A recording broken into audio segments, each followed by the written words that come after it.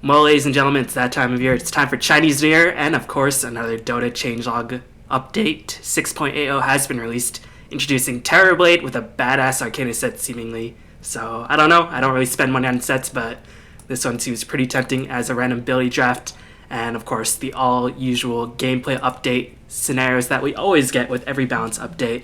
With me is Shred Kid, and since there are people, I think Matt is going to do probably a 6.80 competitive discussion, and Draskell, Luminous, and Bruno are doing a competitive discussion. We're going to do a bit more of the pub direction because we don't play competitive, we play pubs. We hate pubs, but there's only so much you can do. So, Stockholm Syndrome, bro.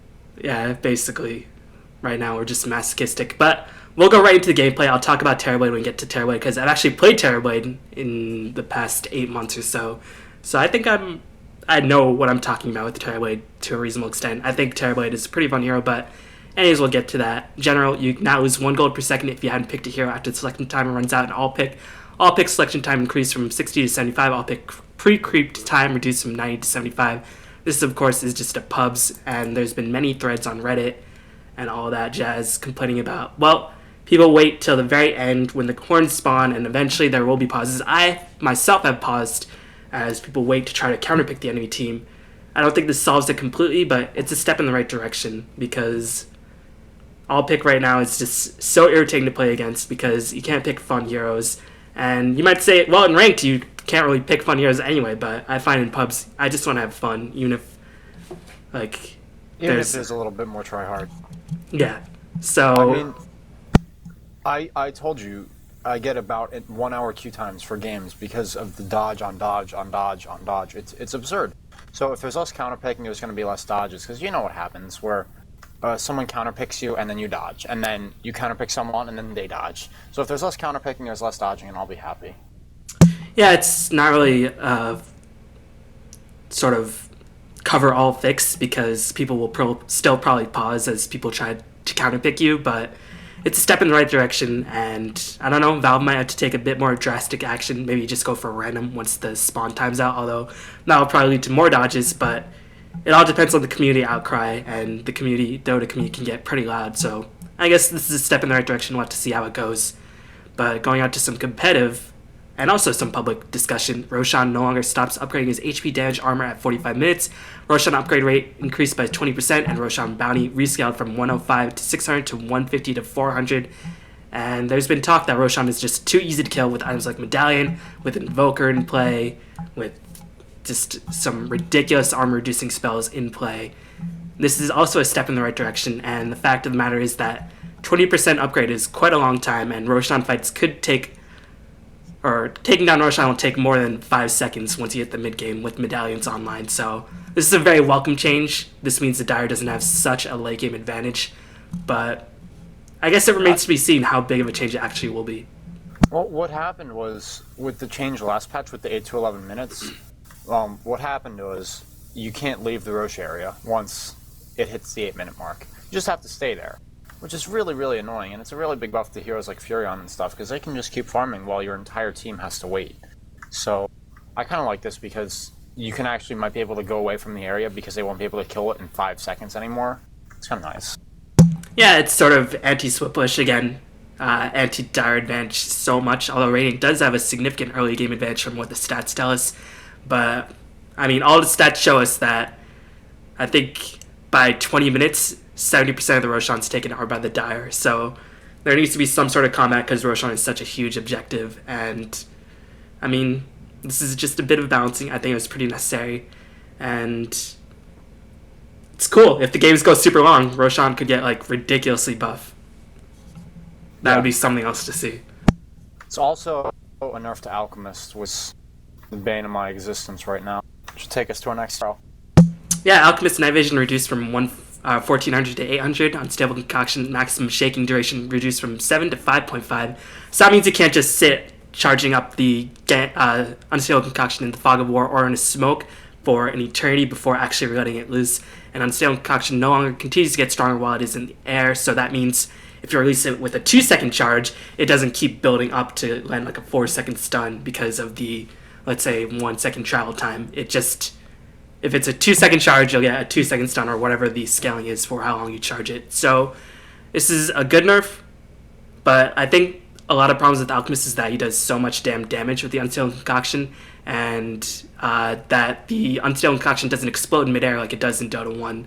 Yeah, This is a good that's the first biggest step, problem. but I think Alchemist is still going to see a lot of play. You just have to time stuff a bit better, and professional players will time that stuff a bit better if they have to. Well, I think the night vision is the biggest deal because he could see people that couldn't see him, and you would just be dead before you even realized that he was next to you. So I think that's the biggest part.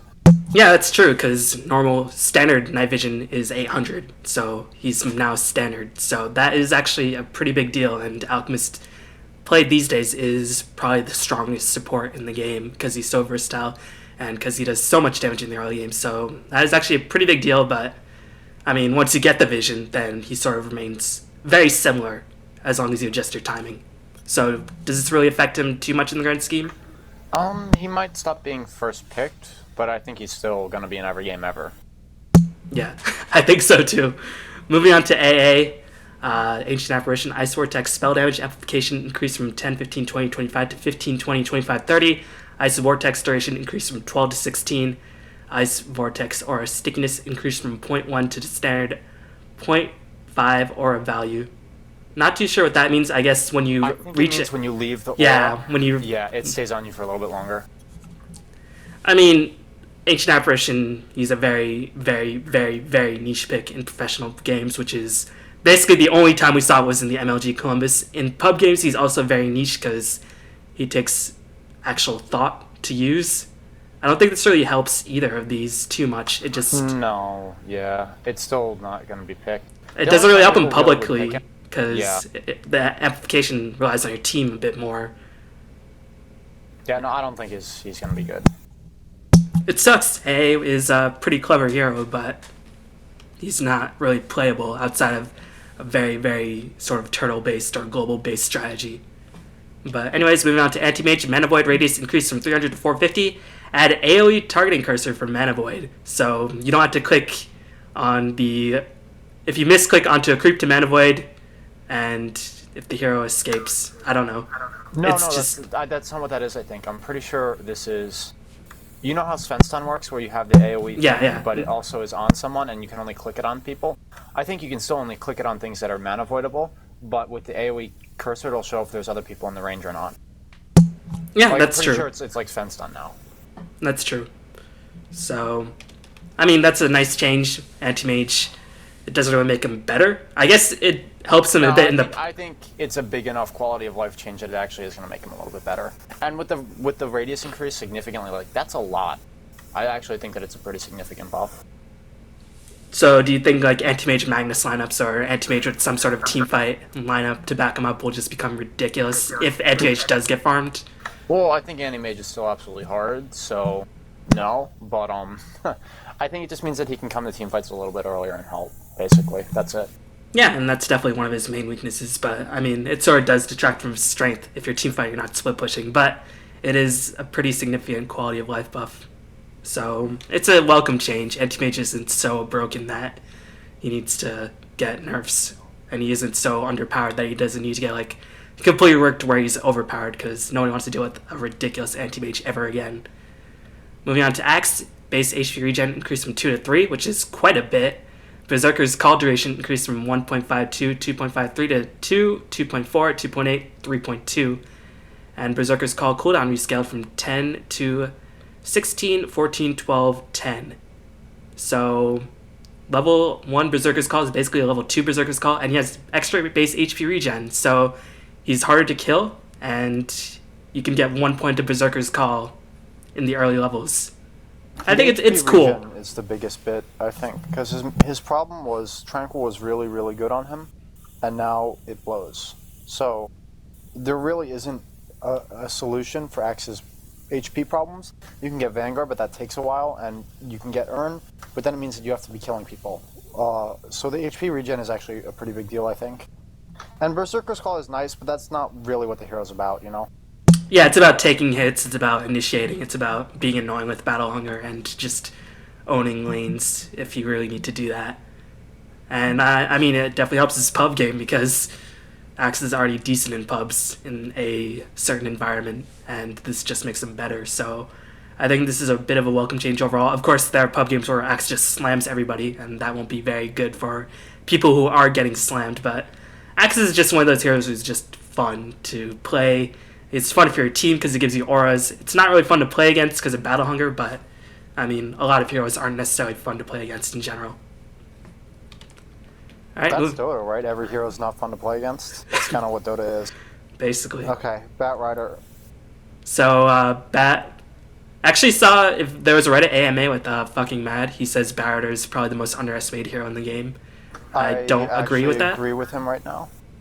Well, Really? Okay, in public games. So we were both Batrider aficionados. You became less of one. He's my most played hero. Here's why I think he's good again. I'm talking ranked pubs, not competitive, because that's what we're doing this from. In ranked pubs, most people are going to want to carry because they need to feel like they're going to solo carry. And I'm talking about solo queue only, right? So what happens is you get a mid that's kind of farmy. It's not like a Puck mid or a Nyx mid. You get Storm, Quap, Shadow Fiend, Invoker, all the heroes like that. So you got a farming person mid. You got a carry that's normally an AFK Ricer, like Luna or whatever. A lot of times you'll have a farming jungler like Doom or Furion. And that means that your offlane needs to take no farm at all. And it needs to actually be someone who starts fights, because heroes that start fights aren't really common in ranked, because people just want to farm. So I think Batrider in the offlane might be really legit. I've been playing a lot of Clockwork and having a lot of success with that, just because people don't know how to deal with getting fights started in ranked, because they just want to farm. So if you can start fights, I think that's the way to go. And I think Batrider might be the way to do this right now, because people are also going to do a 1-1-2 and have some useless AFK farming jungler. So Batrider won't be able to get zoned, and with the attack animation improvement, I think he's going to be able to start killing supports who try to harass him. I think. I was going to try it out tonight, because I've been spamming Clockwork and stuff in the offlane, and it's gone well, because he can kill the supports, but I think Bat might be able to do it now too. Yeah, Batrider is a weird attack animation time, and the fact that it's reduced helps him quite a bit. But I know I said not really touching too much on competitive, but to competitive, where fucking Matt says he's the most underrated hero, you're not going to see him too much in the offlane. You're going to see him in the mid, where he's not nearly as strong, because he can't really deny anymore, so he'll never hit that faster level 6 than the opponent. So that means he'll never kill the mid lane if they know what they're doing. But does this sort of help in the mid lane? I think it should, just because he attacks. You know how Windrunner attacks really fast, and it's really, really annoying when you're running against Windrunner? Same general concept. The missile speed isn't as much as hers, so it's not going to be as much of an impact, but it'll help. Yeah, I mean, I always thought Batrider is a pretty dynamic hero, but when you hit a certain point where you're in 100% of the games for about 8 months, then obviously he needs to get changed. I do miss Batrider, but you know, this might be a step into getting him a bit more viable. I don't think he'll ever be a top-tier pick ever again, but this is a good start to getting him more regularly played, I think. Alright, moving on to Beastmaster. Call of the Wild Hawk duration reduced from 60, 70, 80, 90 to, or 80, 80 to 60. Call of the Wild board duration reduced from 70, 80, 90 to 60. Call of the Wild no longer destroys previous summons on cast. That's pretty cool. So, yeah, I mean, you can have 2 boars and 2 hawks out. What's the cooldown? Is it like 55 or 50 seconds? I want to say it's like 45, 50. Let me check. I know that there's going to be a little... Yeah, you can get multiple for a brief duration. That's basically what this buff changes to. And you can't get multiple for such a long time that it's ridiculous. But, I mean, this doesn't really change him too much. I guess it's pretty useful in pubs because you want to have as much vision as possible. Yeah, I thought it was 45. It's actually 40, so you're going to have 20 seconds overlap. Yeah, so, I mean, getting 2 boars, I don't think... The soul definitely does not stack. But getting the double hawks is pretty useful. 2 people, and 2 hawks is a big deal, I think. Yeah, I don't think... what happens is when you resummon, your one dies, and then you lose vision in that area. Now you can perma keep vision on an area that isn't anywhere near you, but just by letting your old one stay there and sending a new one in. Or, you know, you can just be smart and move them around, whatever. Yeah, the fact of the matter is, I think Beastmaster, this helps him amplify his strengths where where he's getting vision, he gets the slows, he controls a bit, he has a good initiation. But this doesn't make him... I think he's still hard. Yeah, he's just... I would not pick him if I wanted to win a game of Dota. Yeah, this doesn't really make him, like, to the point where he's regularly pickable. He's still a niche pick where you have to sort of work around his auras and his roar. And you have to use the aura to counter somebody, you have to use the aura to actually amplify your team, which is just very hard to do. Anyway, moving on to Bloodseeker, Thirst bonus speed and damage rescale from 7, 14, 21, 28 to 5, 15, 25, 35. So a bit weaker earlier on. When I say earlier on, I just mean the first level, but after that it gets pretty good, significantly better level 4. Bloodbath now gives the hero full hero kill benefit instead of only half if he is within the 325 AoE when the hero dies. So last time, or a couple patches ago, Bloodseeker only got hero Bloodbath when he killed the hero, and then Ice Frog reworked it so he gets it when he's in a certain AoE, but he only gets half. Now, when he's in the AoE, and if anybody gets a kill, he gets extra health. This doesn't really change anything about him, because... He's still horrible. I can't remember the last time I saw a Bloodseeker win a game. Yeah. I literally can't remember. I don't remember. I like Bloodseeker when I'm up against an OD, and that's basically it. And the OD has to be pretty bad. The OD has to be horrible for that to work, because Bloodseeker should get beat down. Brewmaster. Brewmaster Primal Spit cooldown reduced from 180, 160, 140 to 140, 120, 100. Thank you, because Brewmaster was probably one of the worst heroes in the game, because he has an early game ultimate, which you can't use very much early game. I don't think this really changes him too much, because you have to put him in a solo lane. He has to use his ultimate whenever it's off cooldown, and at a certain point, his ultimate just stops really doing anything. Yeah, and now that Axe is horrible on this hero, I think you just want it to be more focused on early game fighting with Primal Split around the ultimate, and late game you want to just transition into not really ulting as much or ever. So there is a point now when, because your pandas don't get really strong with Ags, they just kind of keep all their shitty stuff, you shouldn't even be ulting, because it means that you can actually do more without ult. Yeah, so what SK is basically trying to say, in not so many words, is that with the Aghanims changed last patch, the duration was not increased. Before it was 26 seconds, so there was a certain point where you pretty much always had the ultimate online after a significant team fight if you won or lost. And now 19 seconds, or 26 seconds to 19 seconds, but you get extra spells. Well, there's a certain point where by the time you have an Aghanims, unless you've snowballed really hard, people have BKB, and that means the Aghanims will just really not do too much whatsoever. And of course, Brewmaster gets countered by Aghanims anyway, but level 11 Brewmaster now, instead of every basically 3 minutes, having it every 2 minutes. It's pretty significant. I still don't think he'll get played, but he might fit in some anti-carry strat. I don't know. Yeah. Bristleback. Yep, base damage reduced by 4. I think he'll still be playable. I don't think base damage is really the problem. Really good. Yeah. I think they just don't want him to be able to punch supports as hard early game, I think. Like, in the laning phase, I mean. Yeah, because you offlane him, and it's annoying to deal with him. He can be dealt with, but you have to devote so much resources, and if he kills you as support, then you lost, basically. You basically lose the game, right? Basically. The hero is snowballed so hard. Yep. Broodmother is no longer a hero that's ever going to be picked. I'm really happy about this. Everybody's really happy about this. Yep, can no longer lead the map boundaries.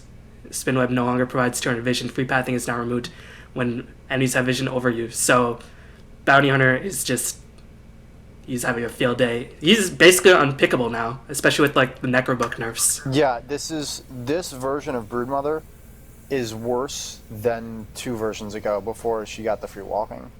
Broodmother is now legitimately worse than she was before, and she was horrible, I think. So she's never going to be picked again. You still have to do the thing. Okay, so a lot of times what happens is someone in AP ranked, someone last picks a Broodmother after you pick supports without AoE, and then when you have no one in your lane who has AoE, and then there's a Broodmother, you just lose the game. That's how it works.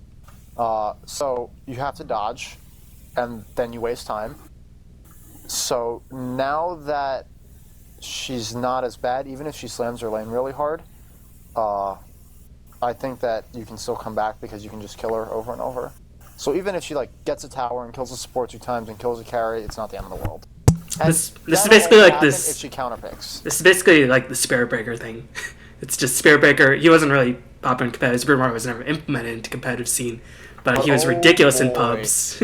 And now Broodmother, I mean, I think Spirit Breaker is like barely pickable. Broodmother is just not pickable whatsoever in Spirit pubs. Breaker got a huge buff this version. Yeah, I mean that was very necessary, but we'll go on to that. But like, is there any point to playing Broodmother in pubs now? Like legit any point? Well, yeah. I think if they don't have a support with AoE. If they aren't mobile heroes who can just TP in to deal with you, and you already have like a rat hero on your team, and they don't have support heroes who can deal with you, sure. But what's going to happen then is the other team's just going to dodge you, so it doesn't even matter. Yeah, she's pretty bad, but I mean, she had her time to shine. She was ridiculously powerful. There were people racking up 40 win streaks with her in solo queue because they were just last picking it. Like, and I'm sorry, that's not right. Yep. Moving on to Centaur Stampede, cooldown reduced from 120 90 60 to 90 75 60. This is a nice change, but I think I'll go over how much I like sort of these similar changes later on when I reach my key point. Yes. Yeah. The smarter buff. I was going to talk about that later. Okay. Oh my god. Clockwork. Clockwork hits required to kill power cogs rescaled from 3 to 2 2 2 3. Is one hit really a huge difference? Yeah, well, okay, I'm not sure. I play a ridiculous amount of Clockwork. Like, we play a lot, I play a lot of Clockwork, right? Yep. What I think is going to happen is, early game when you trap someone, it's only ever really just one person.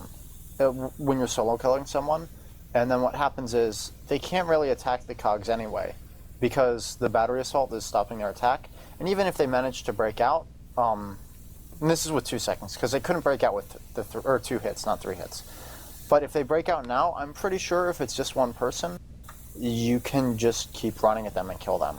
So it's not going to help you if you get trapped in against a Clockwork. But it helps you in team fights where you can just say, all right, guys, kill that cog, and then we can actually do stuff in the team fight. Say, when you go on 2 people, and you get 2 people trapped in, which is normally like a free team fight win, the 2 people, one person is going to get interrupted with battery, and the other person can break out. So if both people just spam the breakout, I think they get to leave. And even if they leave, what happens is they'll both have taken a lot of damage. They were both stunned, and when they leave the cogs, they both hit the side cog. They're both going to get burned. So you're still probably going to lose a team fight. It's just not quite as catastrophic if you get a 2-man cogs. So Clock is still very good in both pubs and pro scene, probably. Yeah, well, he's not that strong in pubs unless, well, it's like I said, he doesn't farm, so you're not going to be able to solo carry games. But if you're at an MMR where you trust other people to carry, I think that's when he's strong. Yeah, I mean, he can win a game, but he can't seal the deal, I guess. Yeah, like you can go 15-0 and still lose a game on him. Yep. Anyway. Crystal Main base intelligence reduced by 3. This hero has been seen 800 pro games since the changes a couple versions ago. Well, what's really good about CM is that you pick her when you don't know what you want to pick. So, because she's just generically really good. Yeah, she has 2 nukes. She does a lot of damage. She doesn't shine at any one thing. And now she can farm, which is really big. So, I think some of the best first picks in ranked right now are... CM's a really good one. Alk's obviously a really good one, because those are 2 supports that are just good no matter what. Clockwork and Timbersaw are really good, because they're offlaners that are just going to own. And DK might be okay, but then they can pick like a Shadow Fiend. And of course the broken heroes like Earth Spirit, well, it was really good. But we'll get to him later. So I think she's still first pick worthy in a ranked game, because people are going to counterpick, and you can't counterpick a CM. But I think that she's still solid. Yeah, I think she's still first pick in pro scene as well, because like you said, you can pick her. She fits well into a lot of strats. I don't think Crystal Maid needs like so many nerfs, because I think she helps enable a lot of heroes like Bristleback, like I guess mana dependent mids or offlaners.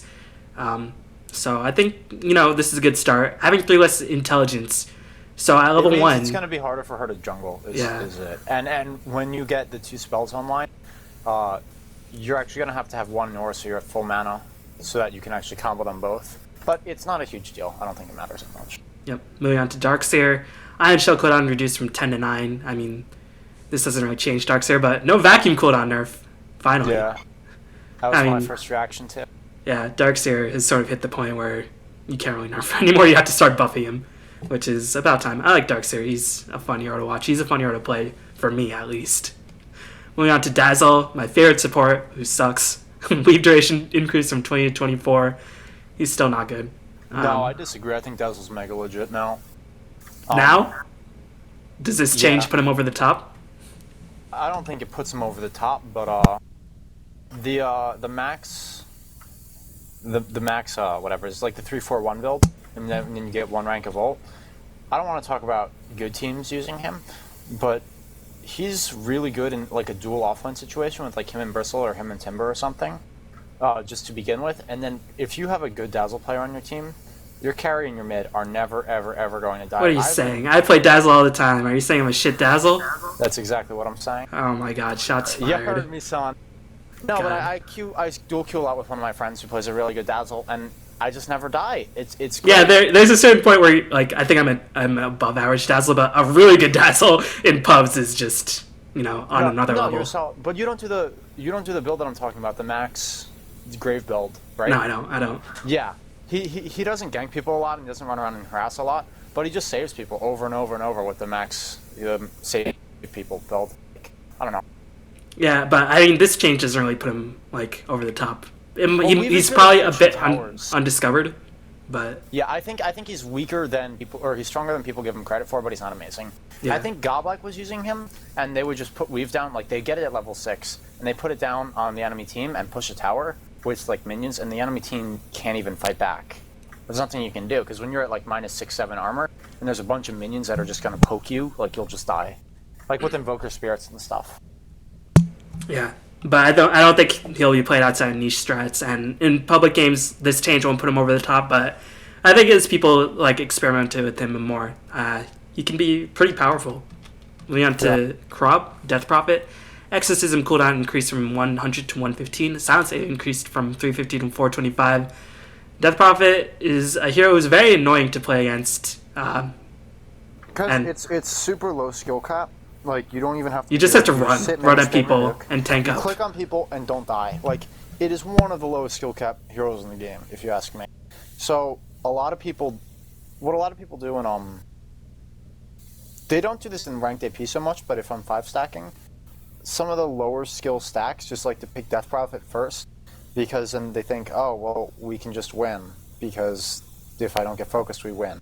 Because you actually have to go really far to your way to kill. Like, you have to gank her in lane, you have to focus her down first in team fights, and if that's not happening, you just lose. So, I don't know. Low skill stacks like her a lot, I think. Yeah, I mean, now instead of a 70-second break between stuff, you have an 85-second break, which is significant, because now if you push a tower, you can't immediately rush after that, I guess. Yeah. Or stuff like that. If you use it to kill someone, you can't get the tower like that. Yep. The DK change was really good, though, I think. I don't think it's enough, but Dragon Tail cooldown rescale from 9, 12, 11, 10, 9. I'm not going to talk about pub so much, because for a period of time like this... Pubs. Huh? No one plays this hero on pubs. Yeah, so we're going to talk about pros, and I think Dragonite is probably the most boring hero to watch in professional scene in a long time, because he's basically risk-free to a certain degree. And this change, it makes him not auto-win in team fights at a certain point. Assuming, of course, you don't gank him, but I don't really count that so much, because if you gank a lot of mids, then he's just weaker. DK doesn't matter if you gank him, because 1, he's really hard to gank. 2, who cares if you kill him? He still has Fire Breath and Stun. Like, it doesn't matter. He's not picked in ranked games, because people are going to counterpick a Shadow Fiend or Storm and just absolutely slam their lane, like disgusting amounts of slam. But what I was talking about before, with you can just pick a hero and it won't be countered. In the pro scene, he's one of those heroes that you can just pick, because nothing counters him. And even if the enemy has a Shadow Fiend, in pubs it won't work because your supports aren't going to gank. But in the pro scene, the second your DK hits 6, that Shadow Fiend can't be in lane anymore, because you just pop your ult and stun from really and if he leaves the lane, your tower dies, and then you get more gold, and then you start snowballing, you get your BKB, and then he's obviously tanky, you're immune to everything. This hurt. We were dual queuing, right? And I played like 5 games of Dragon Knight, and it was just easy wins, remember? Yeah, he's just stupid. He's just boring. He does everything really, really well, and nothing's flashy. But, I mean, there had to be like a certain degree. You can't make him into a safe lane carry. I think he'll probably be like a mid forever. No, he's a super strong mid. But yeah, he'll be a mid forever. You can't really make him into a safe lane carry, because there are other safe lane carries that you can make better. But I just like that, because you always do the 4-1-4 build on him like 100% of the time. Some people, I think I saw like Mushi doing it once, where he max stun, and it was weird. But now basically when you do the build where you don't die because you get 4 armor, which is what everyone does, at least your stun's a little bit longer. So that's kind of you're not. Once you get your BKB in the first 20 minutes, you're not auto-winning the team fights, although you still have a really big advantage if you have like a tower in your BKB and it's a 20-minute mark. But he's still going to be seen a lot in the pro scene, and it's a bit of a shame. I don't really know how to rework him to make him so he's not really I guess just nerf his armor skill, I guess, to make him so he's not so damn difficult to kill. Give him -1 on all armor, and I think he's fine. I don't know. Yep. Whatever. Drow Ranger. So rework silence. I haven't actually looked at this. Old. Yeah, I don't actually know how it works, but I think she shoots out a wave that knocks people away from her, and so the old one you made an AoE, you clicked it, people are silenced, yada yada, very basic. This one, it seems like you release a wave like Vengeful Spirit, and people get pushed back a little bit. I guess sort of similar to the opposite of Darkseer Vacuum. There's no mini stun. It's like a minor Force Staff effect, I suppose, or a Flame Break effect. I guess is probably the most appropriate way. But you don't get knocked back. You don't get interrupted, and the distance is inversely proportional to the travel range. So does that mean at the start? Yeah, this is why this is good. At the start when it travels no distance. So it says 350 at the closest distance, it'll knock them back, which is a lot. It won't knock them back at all at 900. And this is important because Drow can't man-fight people. It's her biggest weakness. You just get on top of her and she loses all of her damage and then she dies. So now she can sort of knock people away from her and then fight them. And maybe she can kite them around with a max Q build. I don't know. I don't think it matters. This hero's absolutely garbage tier. Like one of the worst heroes in the game. But I don't know. You can bake strats around her and she can be effective. Bro, but this really helps her pub game like so much. You are not banking a strat around a solo queue Drow Ranger. If you pick Drow Ranger in a solo queue game, people on your team are gonna leave. I think this helps like the non-ranked MR which you play at, which is like 5,000, I guess. So, I like the lower MMRs. This definitely helps her. In the pro scene, I think this helps her to a certain extent, because you can make strats around her in the pro scene as well, but they're very gimmicky strats, and only EG and VP run them, and they're not really the best teams either. So this is a welcome change, but this is not going to make her like a usual pick. Yeah. Spirit. Okay, I spent like half an hour talking with my pub friends about this. So go, and I'll tell you what we came up with. Stone Remnant recharge time increased from 25 to 35. Geomagnetic Grip now does a 2, 3, 4, 5 second stun instead of a 1.5 to 2.5 second stun. So that's the skill that pulls a rock towards you, and when the rock is pulled in and it collides, it stuns for 2.5 seconds. Now it just silences instead of stuns. Geomagnetic Grip damage rescale from 125 to 100, 150, 200 to 250. More damage, obviously. Boulder Smash damage rescale from 100, 150, 200, 250 to 125. Boulder Smash now does a 0.75, 1.25, 1.75, 2.25 second stun instead of a... so they basically switched his skills, I guess. The Boulder Smash, now you get the stun instead of silence, and Geomagnetic Grip, you get the silence instead of the stun. Boulder Smash radius from 225 to 200. Rolling Boulder now also gets interrupted or disabled during the initial 0.6 rolling charge instead of only while it's moving. Geomagnetic Grip now kills trees along the path of a dragged allied hero, so you can chase, I guess. Targeting someone directly with Boulder Smash will now be blocked by Lincoln Sphere. Fixed being able to cast a Geomagnetic Grip on magic immune allies. Fixed Boulder Smash being able to target magic immune units. And fixed Rolling Boulder travel distance going further than intended if you use a Stone Remnant near the end of the roll. Okay. I think that this needs a little prelude to understand what Earth Spirit currently is. You know AUI, right? Now 2000? It's like the nicest guy in Dota, right? Yep. I was in a game with him yesterday. We ran into each other solo queue. Enemy team picks in Earth Spirit. I have been in queue for an hour and a half at this point. I don't dodge. He doesn't dodge. He wants to dodge. He doesn't. At the end of this game, Owie was laying down some of the heaviest flame I have ever seen on this Earth Spirit player just for picking the hero. This is what this hero does to people. It turns you into just this raging lunatic who just curses out Earth Spirit players. So, that said, I think he's a lot worse now, and I don't know if he's going to be auto-dodge worthy at this point. The Remnant charge is a really big deal. 10 seconds doesn't seem like a lot, but when it's from 25, when it's at 25 right now, 10 seconds is actually like what? A percentage? Basically. I think rocks last for... How long do rocks last? They last like 20 to 30 seconds, something like that? Or 40 seconds. They last a lot longer than that. I forget. Maybe it's like 2 minutes. I don't know. It's up there. Here's the big deal though. They switched the pulling and the pushing for what happens when a rock hits you. So in the combo that you see right now is he walks up to you from somewhere else and he walks up to you in your lane. He drops a rock on you and pulls it towards him. You're now stunned for a really long time. He rolls onto you and you go behind him. So now he's behind you. He kicks you at the person you're laning against. So now at this point you're stunned, and then he kicks a rock at you. So now you are stunned, silenced, in the enemy's tower, and next to your enemy lane mate. You are now dead. That's a problem. And the problem was because it was so brain dead to execute. You just dropped the rock. You literally clicked the rock on someone and pulled. Now you have to kick it at them, which means that there's a chance where they can dodge it, which is a really big deal. Because now you actually have to be good. You can't just be brain dead and take your free wins. You actually have to hit people with the stun, which I think is the biggest change. But there's also some other big changes too.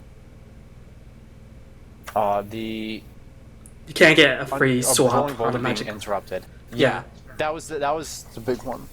The bowling or rolling boulder being interruptible is a really big deal because it's not super brain dead to get away anymore. You can't just stun him. Like people would have to try to move behind him, but it was hard because you could dodge it. My dog really wants to go out, so I will be right back. You can continue talking. Yeah, so I think this is sort of one of the changes that wanted to be at the beginning, because just pulling the rock and then rolling behind and then pushing people back was very brain dead, but actually aiming the rock and pushing them actually requires some semblance of skill, depending on where you're turned, where you're aimed, where the opponent is, and if you want to do it from long range, which Earth Spirit is about, which is another reason why he was so broken. And he's still pretty powerful, I think, after all this, is that he has ridiculous range on all his abilities. Boulder Smash radius reduced. Yeah, the range that's not that much, but it's a bunch of little things, you know. Yeah. And the not being able to drag. So what happens is when your ally gets ganked, he BKBs. This is like late game. He'll turn on his BKB. It's to try to dodge some stuff, and maybe he'll get roared or something will go through BKB, or he'll be stunned, whatever. And then he'll turn on his BKB, and instead of just dying, you used to be able to pull him back towards you, and then what are you going to do about it? But now you can't do that anymore, which is a really big deal, and that was incredibly frustrating. And the what was the other one? You can't travel further. You can't kick BKB targets out of the fight, right? Yeah. Is that what that is? I don't think you could do that before. Could you kick him out of fights before? I don't remember. I don't play that hero. Yeah, me neither. I feel like you could, because I feel like he was kicking Nakes. I feel like I was playing Nakes and he was like kicking me away from people. Hang on, what is this? Fixed Boulder Smash being able to target, and that's the kick, right? Oh yeah, it is. Yeah. So yeah, you could, and you can't do it anymore. Okay. And that's a really big deal, because you would turn on your BKB and he would punch you away, and that's not good. Yeah, I think one of the reasons before is that, get BKB, that counters everything he has. Well, it kind of didn't. Now if you get BKB, it does actually sort of counter everything he has, which puts him in line with a lot of supports in general, or a lot of utility heroes in general. Yeah. And he's melee. But he has ridiculous range, he's still good initiation, he still owns you if a good Earth Spirit player is playing you, if he has good aim, if he can point direct, if he can predict where the target's going. He can still be very, very good. I think he's still very playable, but I don't think he's as game-breaking before. He's not game-breaking. I dropped 700 MMR because I wasn't dodging games against Earth Spirit, and people were dodging games against when I had an Earth Spirit on my team and I wasn't dodging. I legitimately lost 700 MMR because of this hero, and then I stopped dodging him and I'm almost back. Or I started dodging him and I'm almost back, but it's not. There's a reason Dota queues, and this is my biggest complaint, is that Dota queues take forever right now. Because someone's going to pick Earth Spirit, wanting to collect their free win, artificially inflate their MMR, and no one wants to deal with that crap. So, great change. Applaud Dice Frog. Or applause. Yeah, I think this is good because he's still playable. Yeah, and I think he's a cool hero on paper. I just think that everything he had was too strong, and now that it's so significantly weaker, we'll see. I mean, he might still be ridiculous, and I'll still complain about him, but I think he might be okay now. Yeah, BKB actually works on him. But, yeah. I mean, if you don't have BKB, then you're still going to be in trouble. Anyway, moving on to Earthshaker. Base movement speed increased from 300 to 310. Strength gain increased from 2.5 to 2.9. This is cool because he gets a bit more HP. He's not nearly as slow. He has actual slightly above average. I think average is like 305 now because everybody gets move speed buffs these days. So, I mean, he's still Earthshaker, basically. I think that's what it comes down to. I don't think this changes anything at all, Yeah. to be honest. I mean, Neither it's does it's nice for pubs. It might actually help people pick him a bit more because he's not. He can actually tank some damage. He can move a bit faster. But I don't know if your average pub is gonna see this changelog and think, "Yo, I need to start picking Earthshaker to win games." well, I if don't they know. come into an It's just SD me. pool, or if they have to pick a support and their captain picked them Earthshaker, they won't just go QQ and just not do anything with fissure blocks. But I mean, No. this doesn't really affect fissure blocks. Yeah. No, it actually does. I Yeah, think because this the is- move speed. I think this is literally the only change that's sort of a tiny bit important, is that it's easier to get into position to block people off early game when no one has boots. That's it. All right, moving on to It's easier to Enchantress. block the offliner. Enchantress just doesn't matter at all. Yeah. So people have been doing that stupid build where you max Q, which is really, really strong. So you have like 4-1-1 or like 4-1-2, and then you're invincible. So she's going to take a little bit more physical damage now, which is nice, because if you have to wait 5 seconds to actually auto-attack her, at least it should hurt a little bit, so... Yeah, I think she's in a good state. I think she's like almost in that perfect sort of sweet spot. I do too. I actually think she's really strong right now. I think she's stronger than Chen, but Yep. no one plays her in my games, so it doesn't matter. Enigma. Black hole AoE increased from 375 to 400. Black hole cast range increased from 250 to 275. Enigma, he's only playable in push strats. You pick him for the Eidolons. You don't pick him for the black hole. Unless... well, you can pick him for the black hole. I think Enigma's pretty crap right now, to be honest. He takes way too much farm. It's because of the whole 4-core thing. I could give you a lecture on the whole 4-core thing where you have a farming jungler, a farming offlane, a farming mid, and a farming safe lane. You just lose. That is how you lose games. And Enigma is one of the heroes that will take farm in the jungle, and instead of having 2 supports who can run around and like zone people and kill people and then make sure you win all your lanes, now you have 1 support and you're going to lose all your lanes. But at least your jungler gets farm. Like, I don't know. I think junglers that aren't Chen or Enchantress are how you lose right now. Faceless Void, Chronosphere cooldown reduced from 120, 110, 100 to 120, 180. You now have 1,000 move speed and phase while you're in Chronosphere. Time Walk Mana Cross reduced from 120 to 90. This definitely helps him in pub life. I think I'll actually like queue Faceless Void in solo queue pubs because he's a pretty easy solo queue pub to work with if you just don't lose everything by the 20-minute mark because he's pretty easy to execute. This doesn't change anything in the professional scene. I don't know if the scenario changes anything in the high ranked pubs. I haven't seen this hero ever, like legitimately ever. It's always like Luna or Weaver or something or Slark. Well, I'm at like 4.3. 4.3k. So Okay, I'm at 5.5, or Yeah. it was before I lost all my points. But anyway, I think the major thing is that it's just I don't think it's a good solo hero because you don't farm fast. You can't solo kill people except for in Chronosphere. Like you have no other mechanism to solo kill people, and the whole point of Chronosphere, at least in my eyes, is that it's a team fight setup spell. And I don't... like. I mean, this think doesn't really no make a matter what the level difference. is, you're not gonna work I'm just together. saying for myself, I like it a bit Okay. more. And the Okay, fair 1,000 move speed and phase is really cool. This doesn't change anything. I like it a bit more. change, I I might pick him agree. more. Okay, 'Cause I get it. at my level, Faceless Void wins games if you can survive 20 minutes. But he's obviously still not good. Yeah.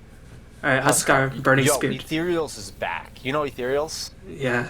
He's the guy with like 1 million, like literally thousands of Huskar games. Dude's back, and he's doing the same skill build, and he's still taking Roche at level 10, and I lost to him the other day, and I was sad.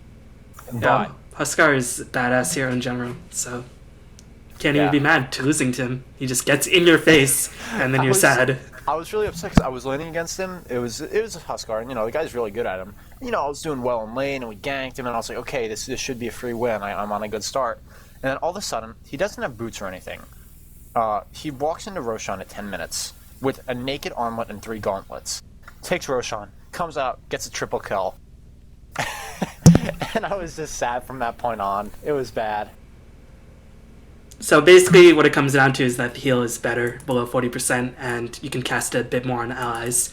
The duration is cool, because, a lot of times in Huskar, because I play Huskar, not regularly, but I like him when I just want to be super annoying and I just don't give a fuck, when I just want to jump in.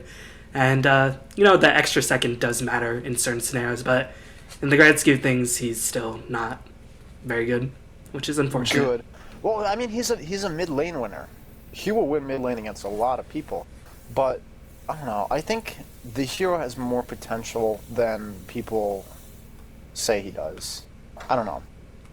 Anyway, Invoker. Invoker, Forge Spirit's armor reduced from 2, 3, 4, 5, 6, 7, 8 to up to 6, basically, starting at 0. Forward Spirit's attack range reduced from 300 to 900. Did they really have 900 attack range? Holy shit. Max rank, yeah. 300 to 690. EMP burn increased. EMP delay decreased. Wait, 3.7 to 2. I guess it starts at 2.6. 3.7 seconds, and it goes from 3.7 to 2.6. This is a really big deal. So basically, Invoker only had one way to play, which is Forge Spirits, and Forge Spirits were ridiculous. So they're really broken. So the armor reduction is actually really nice. It's a base 2, and they were like unkillable before. What a lot of really good Invokers did was did the 301 build, because you're sure you're not going to be able to Sunstrike other lanes, but your Forge Spirits are going to be really, or Forge Spirit singular. It's going to be really strong, and it's going to last for a long time, and they can't kill it because it's got a lot of armor. Because they'll have 4 armor, or well, they would have had 4 armor, and the duration, I forget what it was, but it was a lot. But now, it's going to be killable when you're mid lane. They're going to be killable in fights. Once he gets the 404 out, it's going to have only 4 armor instead of 6, which is a big deal. And just they're worse in general, and that's the best part of the hero right now. And so you know how last patch there was the change where now he has 3 spells available instead of 2 when he's at level 3. So for QE, that was a huge buff because now he has Cold Snap and a Spirit and the Sunstrike if you want to use it as a finisher, right? Yep. But for QW Invoker, what are you going to do? You have EMP, Cold Snap, and Tornado available. EMP's not going to do anything in that situation, so you would just have Cold Snap and Tornado, and you don't get the benefit from having that 3rd spell available because it doesn't do anything. Now, I was talking with my friend who's a very good Invoker player, and he says what he thinks is going to happen is you have Cold Snap and EMP on your rotation, and you can Cold Snap someone, and they won't be able to run away from the EMP, so they'll take the damage from that and then use Tornado as a finisher. So he thinks it might be a QW Invoker. He says it's not going to be a thing again, and I agree with him. I don't think it's going to work, but he says it's a lot better, and I tend to agree. But I think this sort of makes Invoker like... He was, a regular pick in professional scene. Obviously, he's a first pick right now. Yeah, now I don't think he's nearly that status anymore. I think he might be like a reserve pick because Forge Spirits was basically what he is, and I don't think the buffs to Wex or the Wex build in general. Yeah, he's really not going to be. Yeah, you're not going to play the QW, but I think Forge Spirits are still strong enough that Forge Spirits was only part of it. The other part of it was Necrobook. Because you get 2 Necrobooks, you have Forge Spirit, you're going to push down every tower on the map. And now Necrobook's a little bit worse. I think that's... The Necro nerf is just as big as the Forge Spirit nerf for Invoker. Yep. So, Invoker, he definitely got nerfed overall. But getting more options, making Wex not completely as shitty, but it's still not nearly as good as the other options. It's there. It's good to open up options. Moving on to Jakiro. Used to be one of my favorite sports, now it's just boring for me. Ice Path, the damage rescaled to 50 at all levels. Liquid Fire DPS increased from 10, 15, 20, 25 to 15, 20, 25, 30. Dual Breath burn and slow duration increased from 4 to 5. Dual Breath DPS increased from 5, 10, 15, 20 to 16, 36, 56, 76. Dual Breath damage interval improved from every 1 second to every 0.5 seconds. Dual Breath attack speed slow decreased from minus 20 to minus 30. So basically this is saying fuck Ice Path unless you get it for the stun. Dual Breath is where you want to go for damage, which is what you wanted to do before. Yeah. This doesn't really do anything to Jakiro in the grand scheme of things. I don't know. I'll try him out. I think he's one of the supports that can solo carry games if you have a good start. He's no alchemist, don't get me wrong, but he's a teamfight winner. So if you have a team that's set around like winning teamfights, I think you can pick Jakiro and just, icing on the cake. You will win every team fight. But he's awful against Rat, He's awful against BKB heroes like Nyx or like really evadey heroes like Slark or Weaver. So if they don't have any of those heroes and they don't have any Rat, he might be pretty good. I'll try him out. Yeah. I still don't think he's not good in my opinion. Juggernaut, Blade Fairy cooldown reduced from 30, 28, 26, 24 to 30, 27, 24, 21. Okay, Juggernaut already decent. He's still decent. I think in the history of Dota, Juggernaut has always been like one of the most balanced heroes ever, and I think he remains really that. Good. Yeah. Keeper Light. I got no issues with him right now. Keeper Light. Mana Leak stun duration increased from 1.3 up to 3 seconds rather than a max of 2.2. You don't take Mana Leak anyway. Maybe if you're laning against a strength hero. 14 now. Yeah. But that's mostly it. I mean, 3 seconds is a long time, but this doesn't really change anything about how you build Keeper of the Light. This just makes it, alright, well, because it's not really better earlier on, it's better later, except at level 3. This is good against? This is good against Slark. Well, I don't think is that good anyway, but I think this is excellent against the Slark. Because once he's at low mana, he's not going to be able to debuff the stun, right? Because he's got no mana.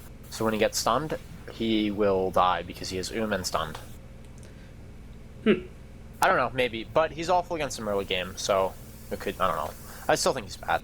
Moving on to LC, Moment of Courage now only procs 1 extra lifesteal attack. It would previously sometimes cause multiple extra lifesteal attacks, which, I mean, that was pretty regular. Whenever you face an LC in a duel, they would get 1 billion lifesteal procs, and you'd get 0. Well, you obviously get 0 because you don't Moment of Courage. 0.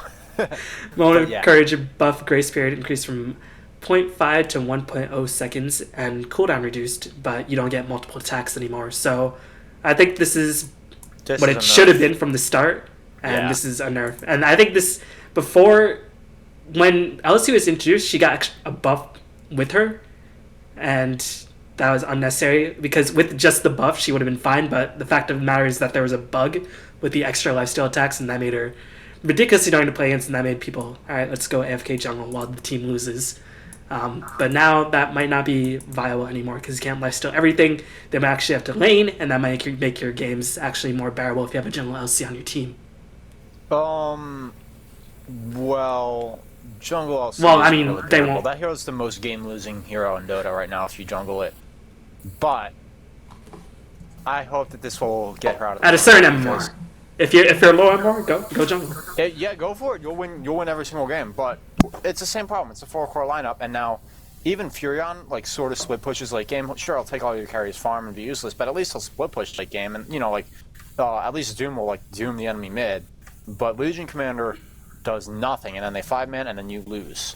I've lost so many games because of this hero on my team, and won so many free wins because of it on the other team. But I think it's a very strong mid. Yeah, I think she's solid mid. But if you get that fast, you can either do the blink build or go stats and do like treads, drums, or whatever. And I think that's really strong. So, and then you actually have the right skill build with a lot of points in your Q spell. So, overall it's definitely nerf, but hopefully this will actually make people go explore other options and then they'll be more active because they actually have to look for stuff rather than let's wait till somebody gets into my lane from my jungle and I can actually like go and snowball. Yeah, hopefully. I don't know. Yeah. Moving on to Leshrac. Looks like less jumps over on Lightning Storm. More damage. No. Damage is reduced. The cooldown was a big deal. Cooldown is more spammable, and mana cost is more spammable as well. So you can use it more. I don't think you can necessarily sustain. Likes spell. He really likes his spell. Like, he's been buffing it so much, and I still think Edict is really good. I don't know. We'll see. I don't know. I don't think Leshrac's that good right now. Like, Leshrac, you have to win with him from the start, otherwise he just becomes not good ever. He's food, yeah. And once someone's on top of him, he has no method of getting them off of him, Yeah. Like you have to be winning by a significant degree at the beginning in order for him to like be relevant in the late game, or you just win with Edict, which is definitely possible. I don't think this really changes anything, but you can spam more Lightning Storm, and having it better is it's pretty cool. Like you can use it in a mid lane capacity because you can do the stun lightning build, and then you can push the waves out a bit better. You can rotate for ganks. It won't bring mid lane Leshrac back, but it helps him in that capacity. Yeah. Alright, Dragon Slave AoE is increased to 200 at the end. Fiery Soul duration increased from 7 to 9, and Moon Speed is increased as well. No, it's bigger at the end now, as opposed to the beginning. I don't know. I didn't hear you. Yeah, it's basically increased at all levels anyway. Yeah, okay. I mean, it's Lina. This hero, some people are really successful with her in pubs because she can solo kill people. I have not found that success. I don't know, it's probably me, not the hero. But I feel like if you have a hero without a guaranteed disable and you don't have another support with you, that's a recipe for disaster. But if you have a setup, like a CM or Alk or something, Lina Alk is so strong because you can conjure to zero like 2 different people. I think she's pretty balanced. Like, she's almost at the Juggernaut level. I think she's a bit weaker, but she's pretty balanced. I think she's a balanced hero in general, but I think if you're good at playing her and you have another support who's like a guaranteed disable, this hero might be the way to win games. I have to try it more. Yeah. Mine Aghanim Scepter now causes Finger of Death to hit units within a 200 AoE of the primary target. Yo, mega creeps pushing at your door, 20-second cooldown on Finger of Death. You just finger them all, and then you have to go back for mana. It's fun, but it's not going to be super relevant.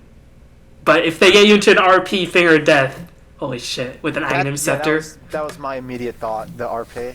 You go back, you do a farming Magnus, mid lane Lion, you farm an Aghanim Scepter, you farm a Blink Dagger, you just win everything. That would be cool. That would be fun. But that's basically what it is. It's a fun thing. It's not... Because support lines obviously want enough money for Aghanims unless they get super far ahead and all that usual stuff. Won anyway. Yeah, the usual support Aghanim stuff. Lone Druid Spirit Bear's Entangle is no longer an orb effect, so I guess you can get Desolator. This doesn't matter. You could get Desolator, Entangle overrides. As far as I know. And I actually play this hero a lot, but I'm 99% sure Entangle overrides. Because with Mjolnir, which is an orb effect, if that would have procced, from everything I've heard from like decent sources, the Entangle overrides the Mjolnir, not the other way around. I think overall Lone Druid got really weak because of the Blink Dagger stuff, because he's very immobile, and this is just not enough. I don't think he's a very playable hero anymore, especially with I've been winning games on this hero because when people do this stupid 2-1-2 or 2-1-1 bullshit with the jungler, you can just bully people around. Yeah. And if you get that Radiance is good now. Like, it does a lot of damage. That it's 55 now, right? Yeah, and the plus damage is more in this patch. Yeah, now it's even more plus damage. Like, I don't know. In an actual game, yeah, he's terrible because you can't offlane him anymore. It doesn't work. But I think in pubs, he's a game winner. If you don't jungle him, it's a lost game. But if you offlane him and you can like bully the supports, it's a one game. But this doesn't really change anything about him. Oh yeah, this yeah, because Stygian, there's no reason. Like, just get an actual item, you know. All right, moving on. Actually, hang on. Now that I think about it, Stygian might be legit if you just want to get towers done. No, actually, I take that back, because you would have just put on your hero for the... Yeah, never mind. Okay, go on.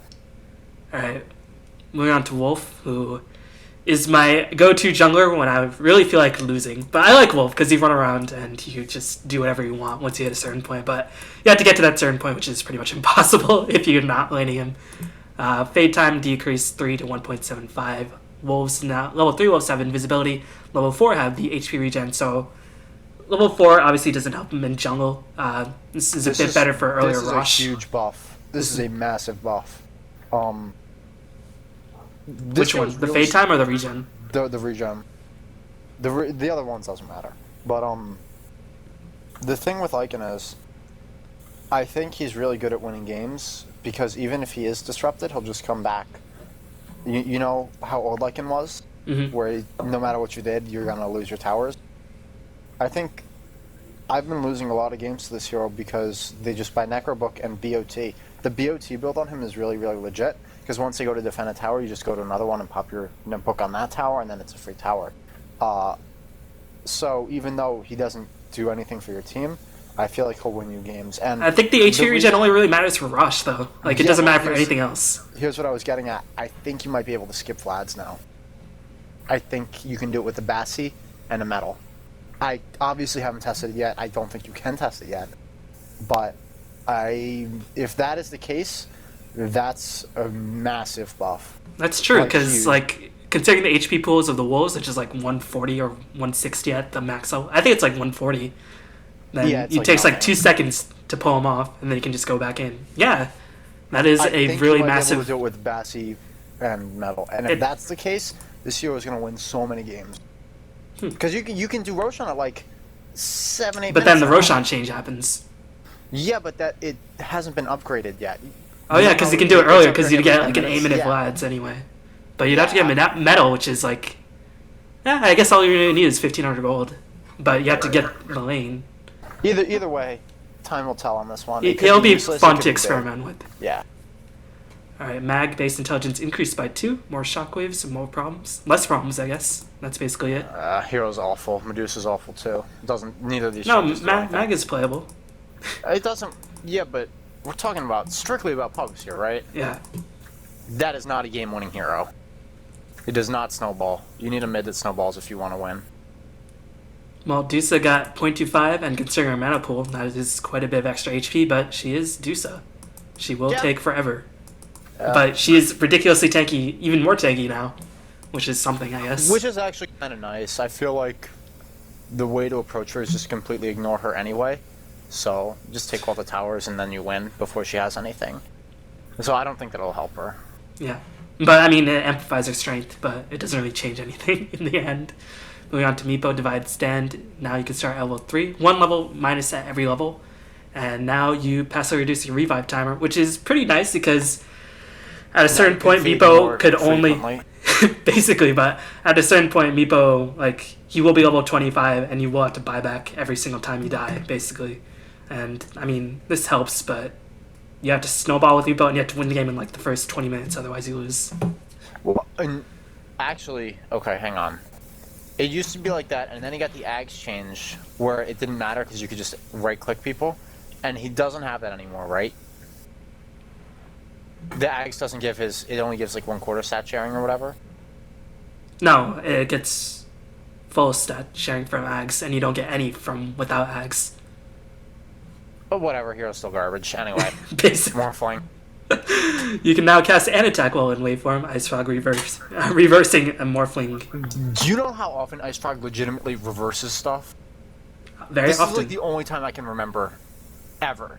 Really? Just straight reverse. When's the last time he just straight up reversed a change? No, I guess not very often. Yeah, I'm it's just the only looking time I can at think this. of.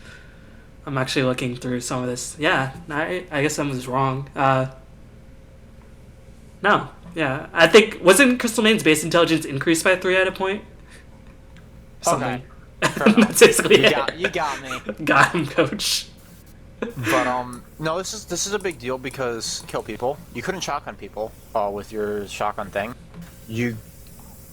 Even when you were trying to like land and kill someone, his biggest thing that he had going for him was always waveform in the laning phase. So whether you were mid, you could do it and then auto attack people while you're doing that, or you could kill people in like a tri-lane versus tri-lane. You could waveform past them for the finishing blow and get 1 attack off in the air. You just get 1 extra attack now, which means his laning's a lot stronger, and his shotgun, you can do it now the classy way as opposed to the shotgun wave nuke. Yeah. You do it the classy way where it's you wave and then cast everything. But I still think he's bad. Yeah, I think the main problem with Morphling is that he has such a low tier ultimate that... Yo, his ultimate is amazing for people who really, really, really know what they're doing. In 10% of the games. 99.9% of the people have no idea how to use it. I'm one of them. I can't use it well. I'm not a good racer. I mean, like, the early levels of Ultimate are always garbage, though. Well, no, because it means that you don't have to buy... Even rank 1 Ultimate means, like, you can farm way more efficiently just with TP and porting back, and if you get a bottle. Like yeah, but in a pub game, people are still laning at that point, and then you get ganked. I don't know. I still think he's bad. Yeah. I think it's a much needed change, but I still think he's bad. Moving on to Nature's Prophet, the bane of my existence. This hero's garbage. Mana cost. So basically the mana cost is increased by 25, so this hurts him a little bit more early game. I think the thing I've been calling for TI2 is just increase his teleport cooldown by 10 seconds at every level, and then I'd be okay with him, because he actually has to commit at a certain point, even if he does have a TP scroll. Like, if he's 6-slotted, then he won't have a TP scroll, because he won't buy bots, unless he's desperate. But he just keeps buffing, like, or he keeps nerfing, like, the most insignificant things. Teleportation no longer channeled is casted. Done. Just saying. Just throwing that out there if you're listening, Ice Frog. No, but, I mean, me and B-Ballin hate this hero a lot because here's what happens. He just makes the games miserable if you're playing against him, and if you're playing... Yeah. Because he doesn't help you. He solos. Even at the highest level of Dota, Game 5, the International Finals, Navi was giving Alliance the beatdown, remember? They were just playing perfectly and winning and winning and winning, and then they make one mistake, and if you make one mistake against the Nature's Prophet, you lose the game. It doesn't matter. These Nature's Prophets players, and I'm talking about low skill pubs now. They pick Nature's Prophet, they steal all your farm, they never come to fights. You are losing the game this entire game because of them. And then what happens if you win is you will make one mistake. You're gonna not have a TP with you or whatever, and then you lose the game. And that's how the hero works. That's him. That's the hero. He's just not fun to deal with. Play with him or play against him, unless like they go for a cheesy Dagon build for your team. Then it's fun to play with him, but then they chaos everything. He's just dumb to play with. People offlane him, and this in 5-stack Dota, in the dash CM and the 5-stack rank, people will offlane him. They'll pick him as an offlane. And in that case, I do not mind playing against him, and I don't mind playing with him, because he's not going to be stealing everybody's farm. Like, you actually have the right amount of farm on the team, you know? Yeah. I played against an IX Mike Furion the other day, and it was a Furion. We'll give it that. It was there. It was in the game of Dota with us, is the best I can say for it. But anyway. So I think we agree the main problem is just teleport, and he hasn't nerfed teleport in like the past 3 years. So I don't know. He'll always be there. I think he gave it a little bit more mana cost. It used to be 20, 30, 40, 50. Oh, now it's 50. 50, 40, 30, 20, now it's 50. But either way, the hero's crap. Yeah. Necrolite, or Phos, whatever. Death Pulse now hits units of Fog of War. Okay. That's actually kind of nice. Remember when Queen of Pain got the Scream change like 2 years ago that hits Fog units? Yeah, I guess like if you don't have an uphill... It was a big deal for her, and I'm guessing it's not as big a deal for him because he's not as chasey. He's more of a tower killer, but it's still nice. Yeah, I mean, you might be able to mid lane him if you don't have a mid lane ward. Like, you can this hero hit stuff. Is stupidly strong in 1v1 side lane if you give him safe lane. It is dumb how good he is. I agree. You very rarely aggro, and he's a group up and take your towers type hero, so... I mean, this doesn't really change anything about him. I mean, I think, like, in the public sense, I might mid lane him more. Which I would mid lane him anyway, because you don't really want to safe lane farm in a pub with a Necrolite, because people will... People are not going to let you do that crap. Yeah. In low levels, people will say, no, you support, have heal. And in high levels, people will be like, screw that, pick an actual hero, and then they'll lose the game. Moving on to Night Stalker, Crippling Fear is a night mischance, increase from 40 to 50. Okay, that's Hero's there. crap still, doesn't matter. Oh, Night Stalker, my favorite hero now, but... Yo, we called that this hero was crap last patch, and then every single team started like first picking him, and they're like, they first picked him for like literally 3 days. 3 days. They're like, wait, this hero's actually garbage, and then they never picked him again. It's depressing.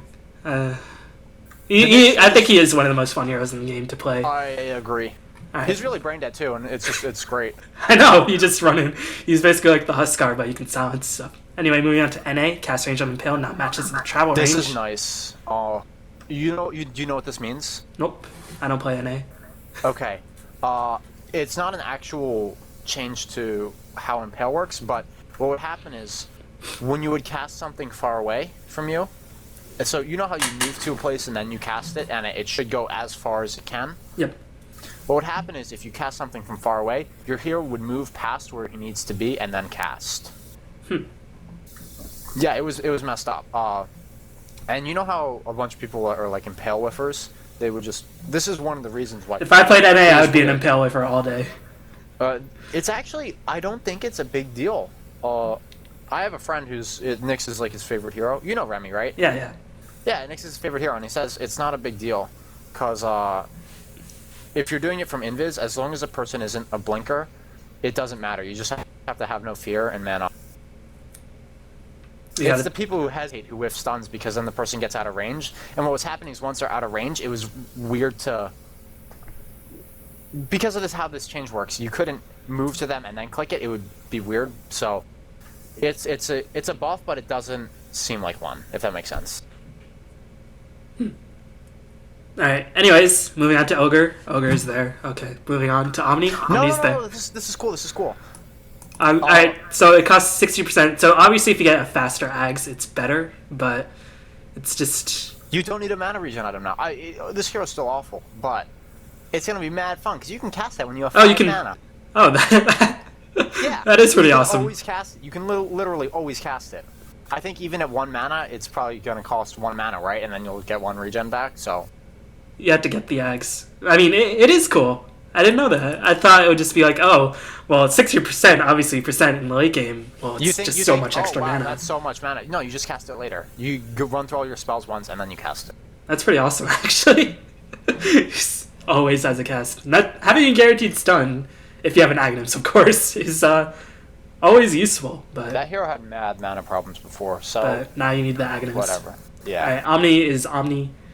I was actually listening to Draskell and Lumi's thing for a bit, and they got to Omni, and he said he will always suck. And actually, there was a certain point before TI1 where he was first picked because he just ran a mid, because people didn't really know how to punish him back then. Yeah, but didn't know how to beat him. But this hero's crap, and I agree with Draskell. He's always going to be crap. Melee support. You can't... If you lane him mid, well, it's not even that. It's melee support with no disables. Yep. You can't lane him mid. You can't offlane him. You can't carry him. He's not a jungler. And if you have two supports, one, he's not going to get enough levels. And if you have one support, the offlaner's going to have a goddamn field day. There's no place to put this hero. His spells are all great, but there is no place to put him, and he will never be... But there's always that one game where an Omni, because your team didn't punish him enough, will get enough farm where he wins the enemy team the game because you don't have a Diffusal Blade carrier. But he's one of those heroes that puts... Your Omni will always suck. The enemy Omni will always get some room because we don't punish him. Yeah. But the thing is, you can always punish him. The other team, you know? Yeah. Because if you don't punish him, you lose. And if you do punish him, it is a free win. And honestly, I don't like heroes like that, but because you actually have to get your team together and be like, okay, team, we got to do this. Let's do it. But then you get your free points, so whatever. OD cast range is reduced from 550 to 500. More nerfs to OD, please. It's not. It's not enough. He'll still be OD. But it does help him in the Razor matchup, which he didn't really need help in. Does it help him in any other matchups, I guess, since he played mid? No. Well, you don't really... It doesn't. Alright, okay. It doesn't... Maybe it helps him in the bear matchup. No, it hurts him in the bear matchup, I guess. It's not about matchups. It's about when he goes in to save someone who's stunned by the enemy team, and he goes in to save them. He has to get a little bit closer now, so it puts him in danger. Oh, that's usually have a 4-step anyway, I guess. Yeah, and then you have to 4-step instead of walking away. So. All right. PA invisible heroes not trigger blur. This is obviously pick PA against invis heroes in pub, guys. You'll never get ganked. Yo, this hero's mega legit. She is. It's she's actually decent. Not legit at all, but she is one of my favorite carry heroes, just because she's so much fun. If you have that RNGesus triggering, then you can get those Jesus crits out there. But I don't know. She's just there. She always will rely on the luck factor. Queen of Pain, Scepter cooldown. I think I stopped listening at Queen of Pain, but if you're getting Scepter on Queen of Pain, you have a fundamental misunderstanding of how to play the hero. So, Ricky. Actually, Draskell said Queen of Pain with the Aghanim Scepter, if you get Boots, Bottle, Aghanim Scepter, because the thing of Queen of Pain is that you can't snowball without the ultimate, according to him. No, he is incorrect. I know that he's way more renowned and well-known than me. I'm going to disagree with this one. You can absolutely snowball without it. All you need is one item to snowball, and you don't need ultimate to do it. Alright, fair enough. Ricky, base HP regen increased from 0.75 to 1.5. Ricky is always one of those unsung heroes. I know it's one of your favorite carry heroes. This is one of my pet retard heroes, okay? Here is why this is actually a bigger deal than it looks. So you get your item, whether you're doing the Yasha build into whatever, or the Diffusal build, right? Mm-hmm. Once you get your item, you're living on the enemy's half of the map trying to pick people off, right? Mm-hmm. You have no farming mechanism. If you farm, you will lose HP. And you don't want to farm lanes, because then they'll know where you are, so you want to farm their jungle, except you're going to lose HP. Urn is really... I used to get Urn on Ricky, which seems stupid, but what happens is you lose a lot of HP in ganks, you'll kill people and you'll dive a tower, you'll walk out and you'll lose a lot of HP. So Urn is too expensive, I didn't get it. So what I started doing was I started literally ferrying salves. Once I got my item on Ricky, I would bring 5 salves because he has massive HP problems. Because you're either farming the jungle, or you're diving people and taking a lot of damage, and you have no way of getting it back. This is a good way of getting it back. Does that make sense? Was my explanation okay? Yeah. I mean, it helps quite a bit, because Lane Yari has a lot of armor anyway.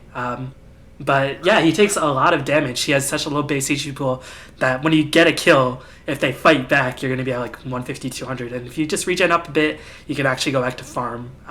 Or you can get 1 salve rather than getting 2 salves, I guess. Yeah, because you've seen me do that, right? Like, because I was playing this hero with. Oh no, I guess I Yeah, wasn't. this is like your carry hero when you want to play Other like people. Just carry. playing Sal's. Well, it's really good against Weaver, Slark, and Anti-Mage. Picking against Slarks, and people are like, oh my god, we have a Ricky, and then we win, so whatever. Joke's on them. Alright, moving on to Sand King Sandstorm. Radius rescaled to 525 all levels. Sand King, Blink Dagger thing helps him. But other than that. He never had mana issues with that. I have never run into that issue with him. I don't know, maybe it's just me, because obviously it helps him, but it's not like some heroes. Maybe you don't really need to get Arcane Boots as a necessity now, I guess. I'll try it out. I still think it's good on him, because Arcane gives him more than he needs. I don't know, well, I'll take a look. I mean, the AoE, like the damage from Sandstorm, is pretty annoying to deal with. Like, yeah, and the thing with Sandstorm before was if you had one rank, you could just like it was only good for dodging things. It wasn't good for hurting people or farming. But now you can go in and then maybe at rank 2 it would be good. It's more efficient probably to use Sandstorm than auto attack because you would get one attack off. Because you go in and stun, then you attack them until they start running away, and then you hit Sandstorm because you won't be able to get to them again, you know? Mm-hmm. So I guess they'll take 1 or 2 more ticks from Sandstorm at early levels. Yeah, it's cool. Alright, moving on to Shadow Demon. Max effective stacks increase from 4 to 5, so what is it? Is it 80, 160, 320? No, it's less. It's like 60. Someone told me it was like 800, 900 damage at 5. I know it's if you get 4 stacks, it's over 500 damage. So now yeah, and it's not exponential, but every stack increases. Let me take a look. But now I guess you get to 1,000 if the trend remains the same. If you manage to get all 5 stacks out, which won't happen against a good team, but against a bad team, it could happen, and you could get a Rampage with Shadow Demon, and that would be the best thing ever. Because Shadow Demon, I don't think, would ever get a Rampage, ever. But now, if the other team sucks, then you can get a Rampage. Damage is 50, so 5 stacks. When you trigger it, it's going to be 50, 100, 150, 200, 250. So that's 300, 300, and 150. Yeah, that's 750 damage.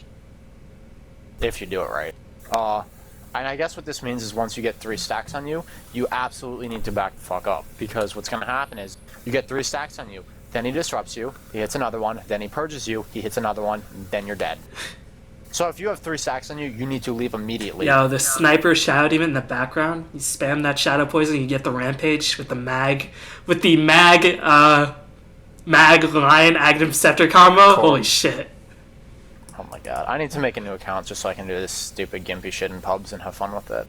This is the pub patch. I'm gonna mid Shadow Demon again. I'm gonna make a new account just to do that. That's gonna be mad fun. This is the pub patch, basically. Shackle's duration increased to more, basically. 0.25 seconds at every level. Certain wards can no longer target Roshan. Rip, mid Shadow Demon. Okay, because what was happening with this was people weren't picking Shadow Shaman mid, but people would pick Shadow Shaman as support, and they would first pick it. And you know that they're going to take Roche for their carry. Like, you know that that's going to happen. And there's nothing you can do to stop it. What are you going to do? Camp Roche so that a support can't go in? Like, it was awful. It was terrible. And I'm glad that it's no longer a thing. Yep, but now Shadow Demon will never be picked. Yeah, which I'm glad at, because I think that hero's not good. Yeah, I mean, Roshan's just such a huge thing now. Like, if you get it so early, then you will just basically win the game, unless you suck. Silencer, Global Silence cooldown reduced from 140 to 130. Alright. I still think Global Silence is like the best ultimate in the game at a certain point. But, I mean, this doesn't change anything about Silencer. Yeah, the hero's still crap. Skywrath Mage. Mystic Flare damage is increased at levels 2 and 3. So, alright, Skywrath Mage exists. He is a hero. He's still bad. Slardar, this is my hero of the patch. Yo, this is my hero of the patch. I fucking told you before this. And it's not because of this. Anyway. It's not because of this. It's because of 2 other things. The bash is nice. That's a lot of damage, actually. 10x. Yeah, and his bash damage is actually physical, so it's it gets physical, amplified. which gets amplified by a lot. Yeah, Void's is magical. When you get bashed by him, other heroes you get bashed by, like Void outside of Chrono or used by Troll. It's like, okay, that's cute. That's nice. That happened. When you get bashed by Slardar, it's like, shit, I'm dead. Alright, Slark pounce damage reduced to... which is a big... Oh, I hate this. Shadow's cooldown reduced from 65 to 60. People, I used to love this hero so much. And I played him mid, and you run around and kill people non-stop. And now, he's better, but he is way less fun. He's less active. Yeah, and just reducing his nukes is just going to make him less active, and I don't like it. But whatever. I mean, I you know. get the 5 second cooldown. Like, you have to get a really big level advantage with your first couple ganks. That you can still snowball, but I think I that think this hero is still really bad in the safe lane. I still think that he's a mid. He's just a more farmy mid than less of a ganky mid.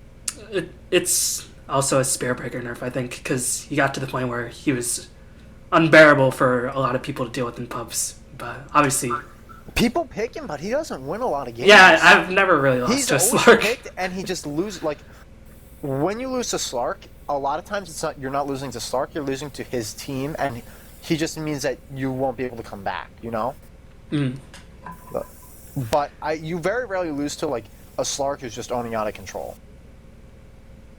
I don't know. Sniper. So now he has, I think he had 810 range or 820. So he has like 890 or 900 range at max rank. And I guess once you get max, you can just start shooting from the trees. Okay. Sniper. We're getting to the point of a bit ridiculousness, but No. This hero, I've been playing him to counter invokers. Sounds ridiculous.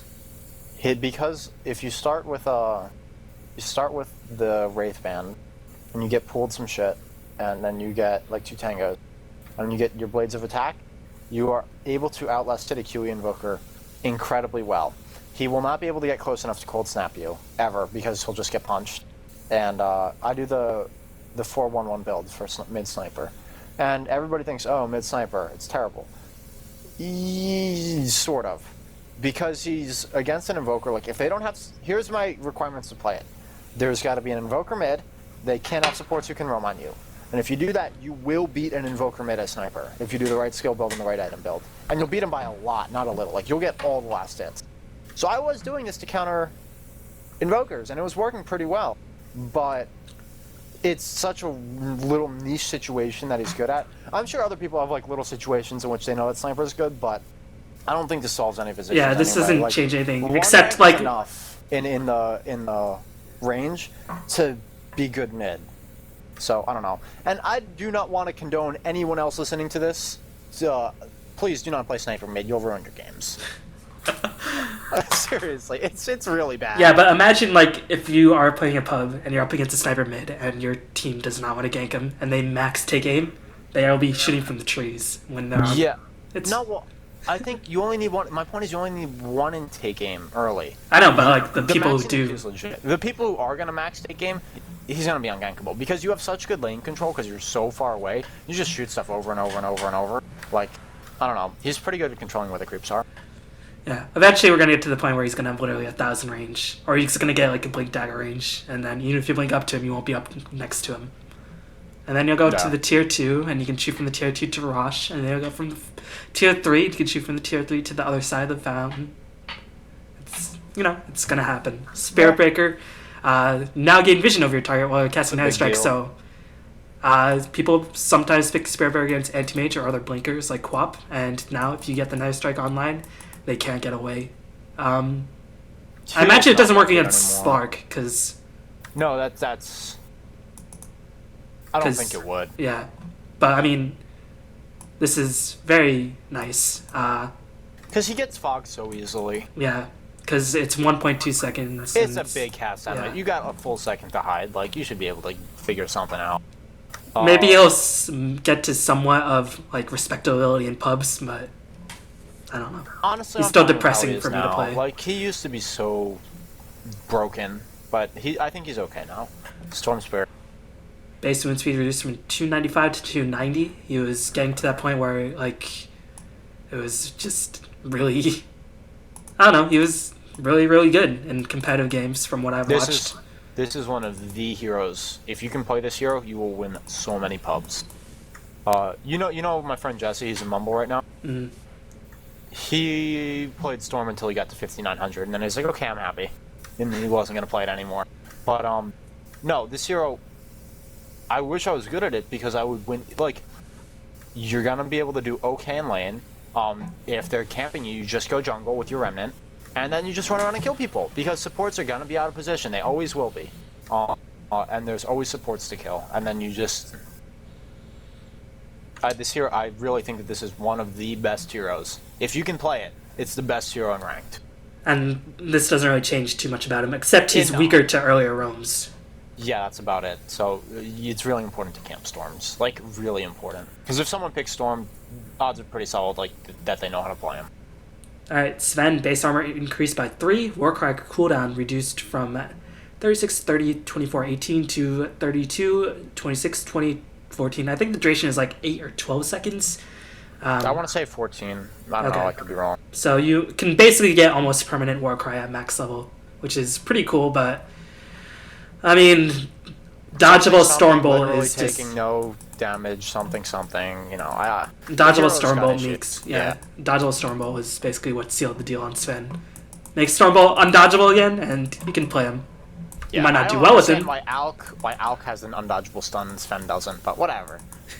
Are we doing Terrorblade now, or are we doing him later? I'll do him really quickly now. So basically, Terrorblade, he has 4 spells. The first one is Haunt or Reflection. It creates an illusion that of the enemy hero, which takes all its attributes. It does 60% damage, or 50%, or 40%, and it slows by a pretty significant degree. I think it's like from 40 to 50 to 60%.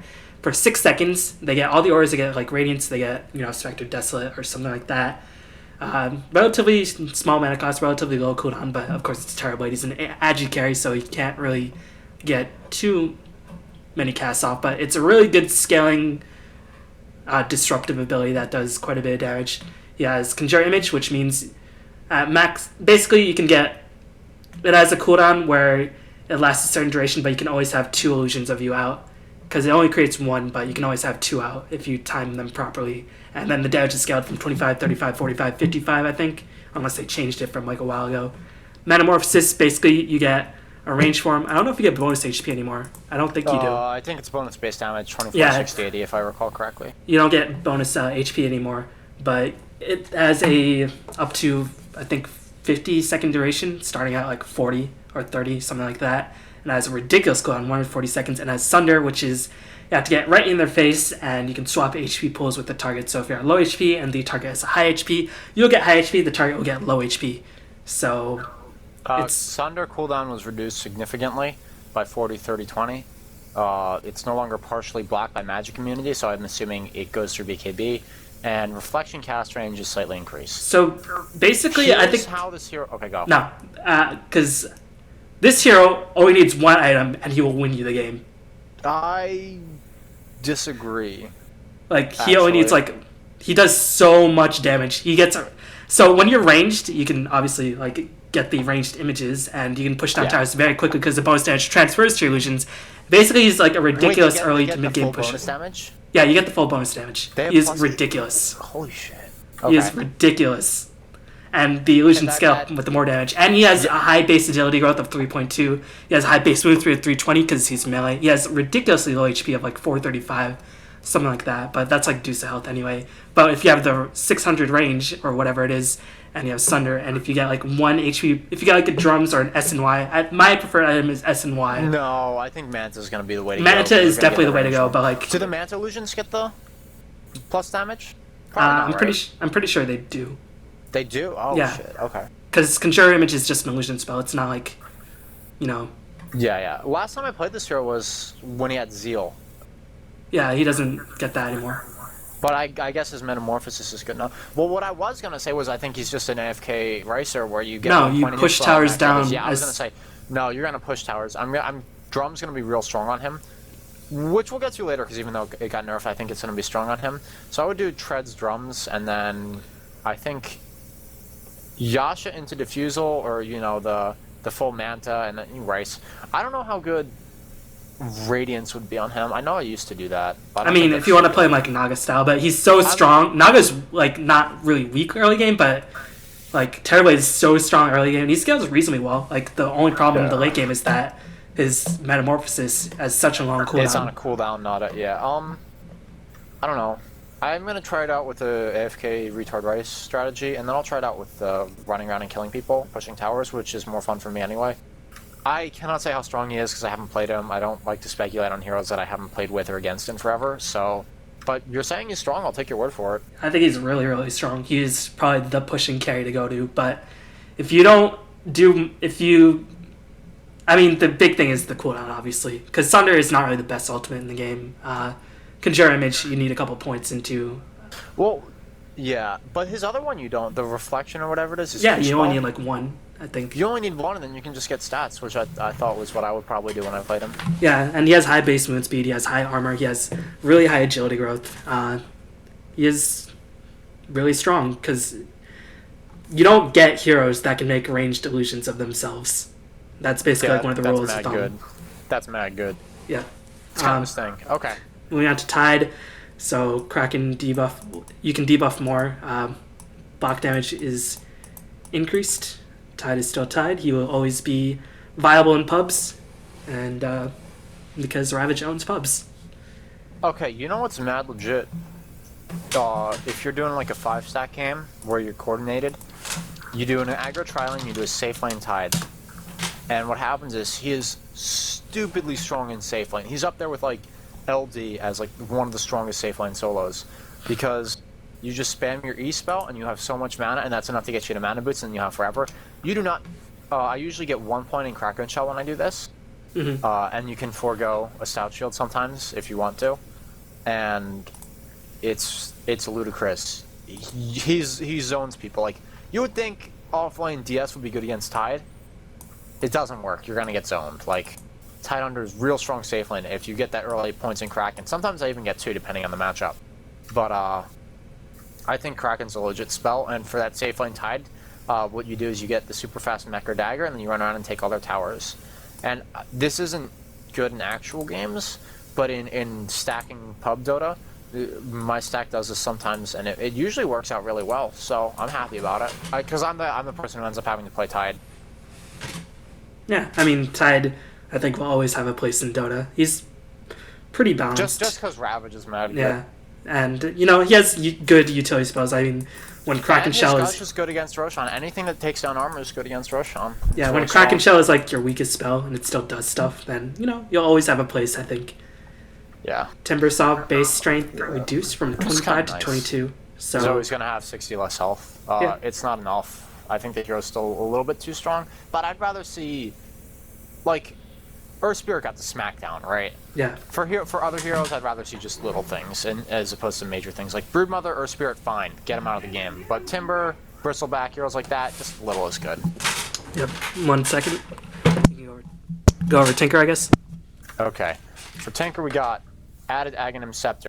Doubles laser cast range and heat-seeking missile count. I was talking with 2 different Tinker players about this. I am not a Tinker player, but here's what we came up with. It may be good to, because normally you would think, oh, well, why don't you just get Hex and win the game? Here's what we said: the BOT and then Soul Ring Dagger is still core, and I think that goes without saying.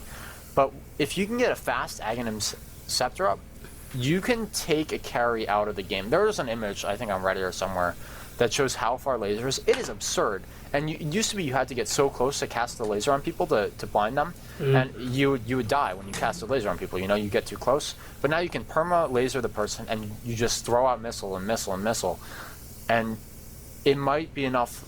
Like, if you get this early after Dagger and you already have some towers, we were all pretty sure that you can just win the game off of it.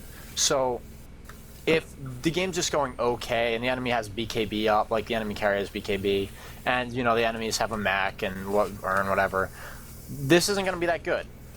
But if they don't have that stuff up because you're winning, you can get, I think Aghanim Scepter is just like, if you're winning, this will seal the deal. But you have to get the other stuff first, and I think... Well, yeah, BOT, Dagger, Soul Ring, of course.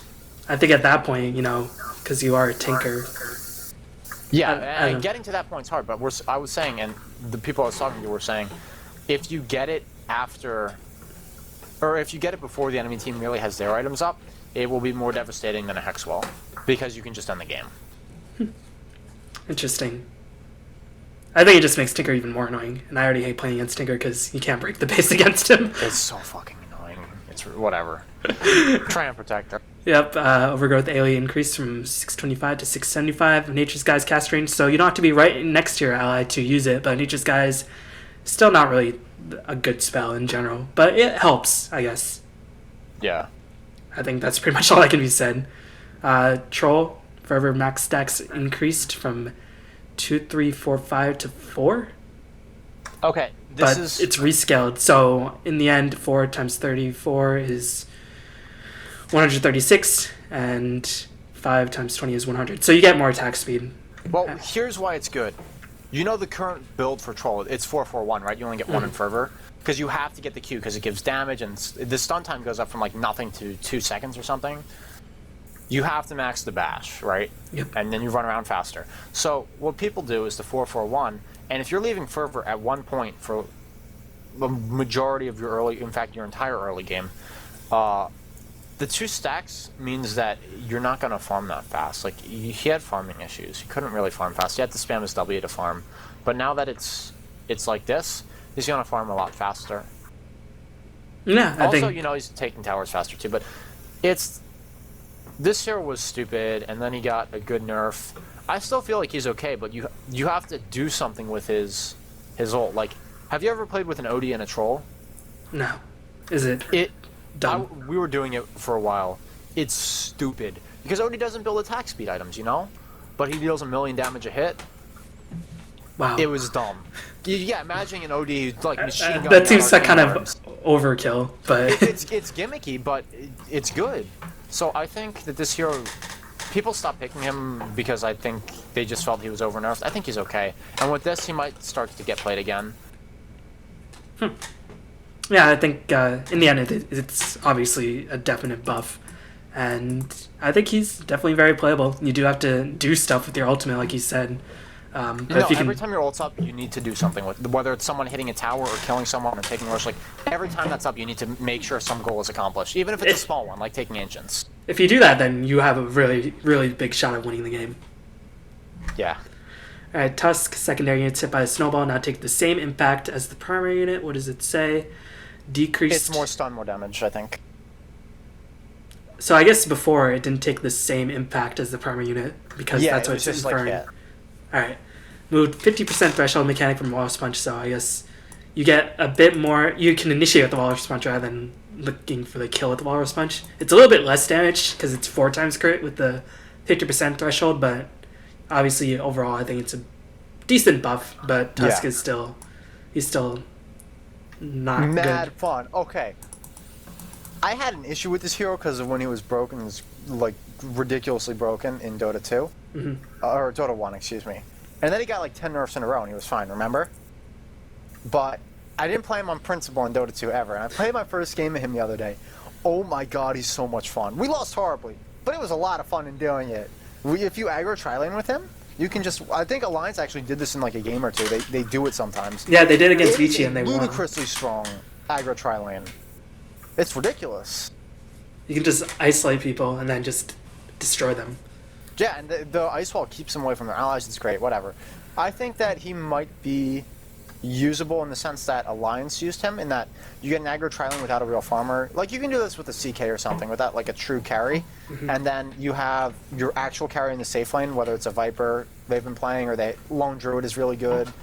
And then you can just win like that. But, I don't know.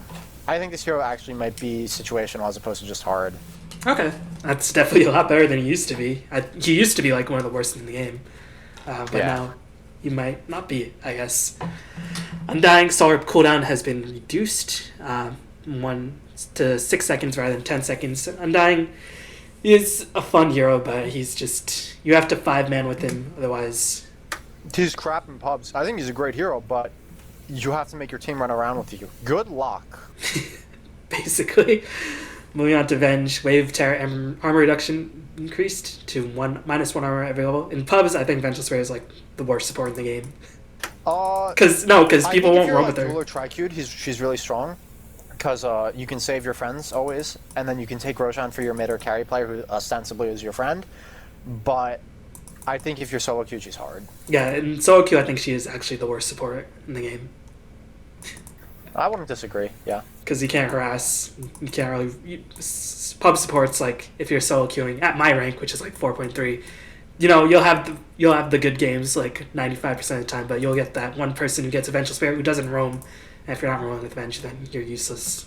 Alright, Venomancer, this doesn't really change anything. Reduced by 5. No, this is a big deal. This is a big deal. Really? Yeah, what happens is Venos get their W at level 1, their W spell, and when you're offlaning, whether it's Bristle or Timber, Clock, whatever, what happens is they can zone you by just clicking you with their W, and you can't catch up to them because they're kiting you, and it's hard to deal with. It's legitimately hard. And what happens is they can have a farming jungler and they can have a Veno because they don't need two supports to zone you like this, and it's ridiculously annoying. But if she's hitting for 5, or he's hitting for 5 less a swing, and he's got less HP regen, you can actually turn around and fight him now as these melee heroes. Even if he gets 3 attacks in and you get 2 in, normally they'll only have 1 or 2 things of regen, and you have like 2.5 because you were pulled a little bit, and then you can punch them and they'll actually take damage. It's kind of nice. So you'll still lose a harass battle, but you have more to go on, you know. So I think it's a big deal. It's a pretty big buff to a lot of the melee offlaners, who honestly did not need it, but whatever. And then the Bristleback nerf. Bristleback would have owned Veno if that was the case, I guess. So, you know, some interesting hero interactions, I suppose. Moving on to Visage, base move speed reduced by 5. So I think, is this base move speed now like 280? I think it was 285 before, I want to say. Alright, Grave Chill mana cost rescaled. This is a big deal. Yeah, you can't. Because you had 2 nukes and a Grave Chill, and now you don't. Now you have 1 nuke and a Grave Chill. Yeah. So that's pretty significant. You have to actually get the wand for that tri-lane versus tri-lane action. But they buffed familiars. Barely. What actually hurt them before, you know? This is... OD. Yeah. And Bane with Brain Sap. Oh, yeah, I guess actually that was a big deal. I forgot about that. Immune to most stuns. I wonder what that means. Maybe like... I imagine you can still block stuff with Hook. I don't know, whatever. I don't play that shit. He's still really Warlock. Good. Yeah. Warlock, alright, Upheaval. Alright, moving on. Windrunner. Doesn't matter. Really? I think you can actually skill Ultimate now. Like... It's still 14. There's no reason to not do it at 14, 15, 16, I think. Because for the people who did it at 10, 11, that's 2 points in Windrun. And Windrun, people think of it as a 1-point wonder. It's not. It gets significantly better for every level.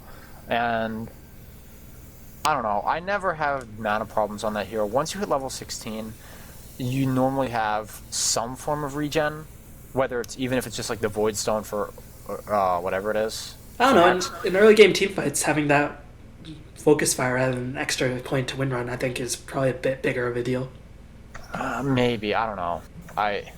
I'll try it, but I'm pretty sure it's not gonna be good.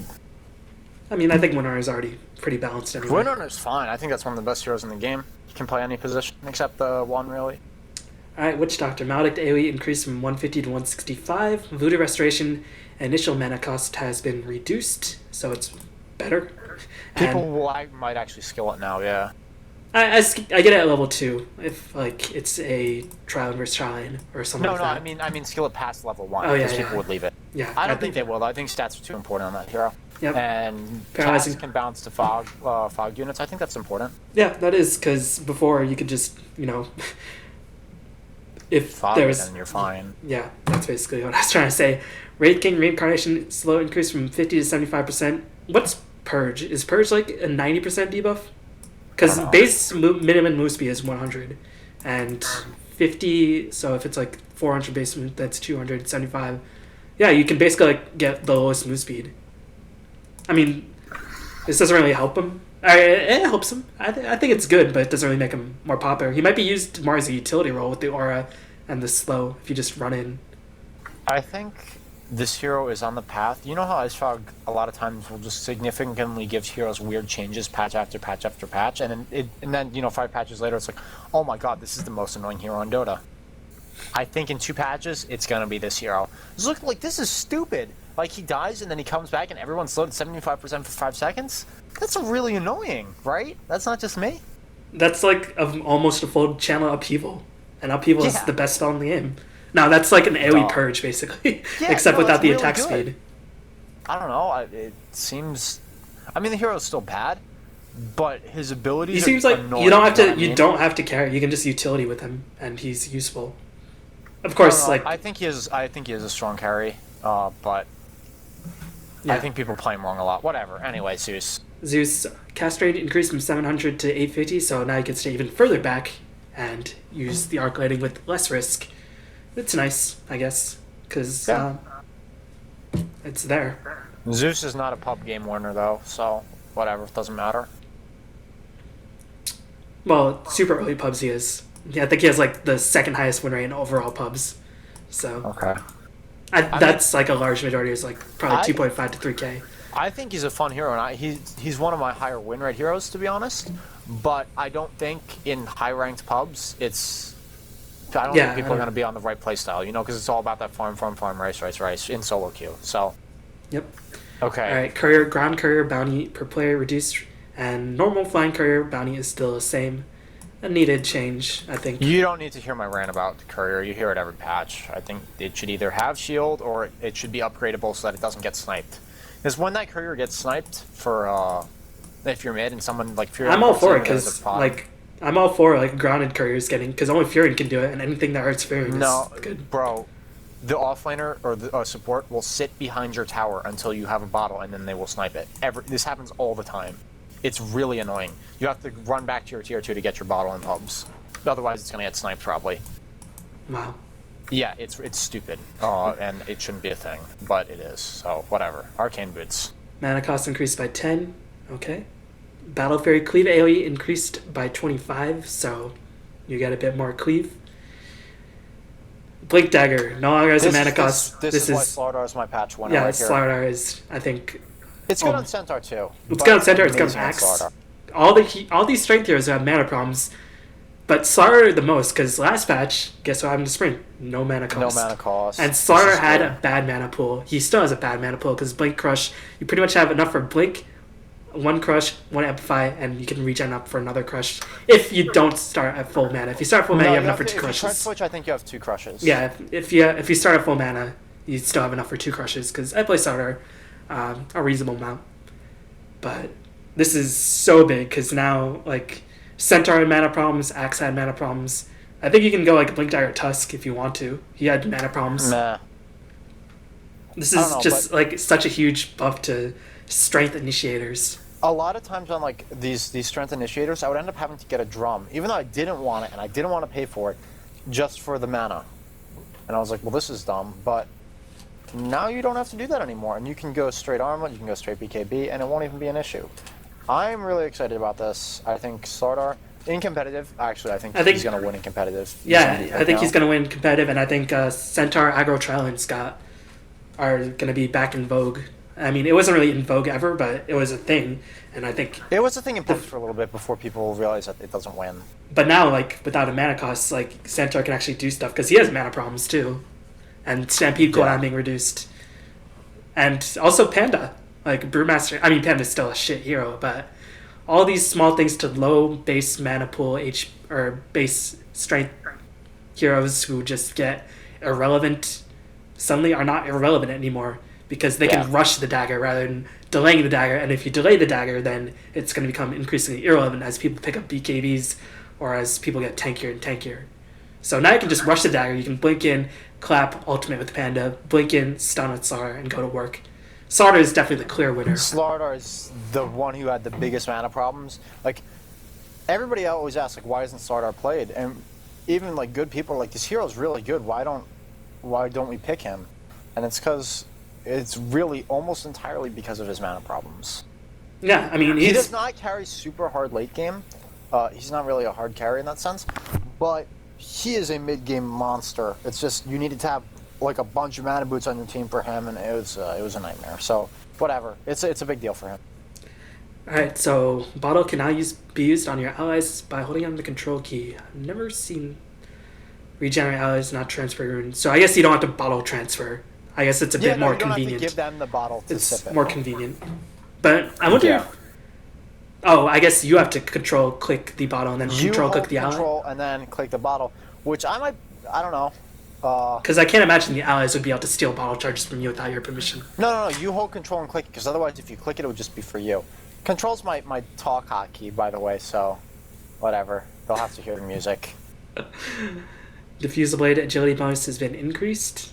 I mean, Diffusal is already go, Ricky, go. A situation item. Yeah, it does help. It's Ricky, and it's okay on, like, Naga. Yeah, that Omni nerf, though. Come on, man.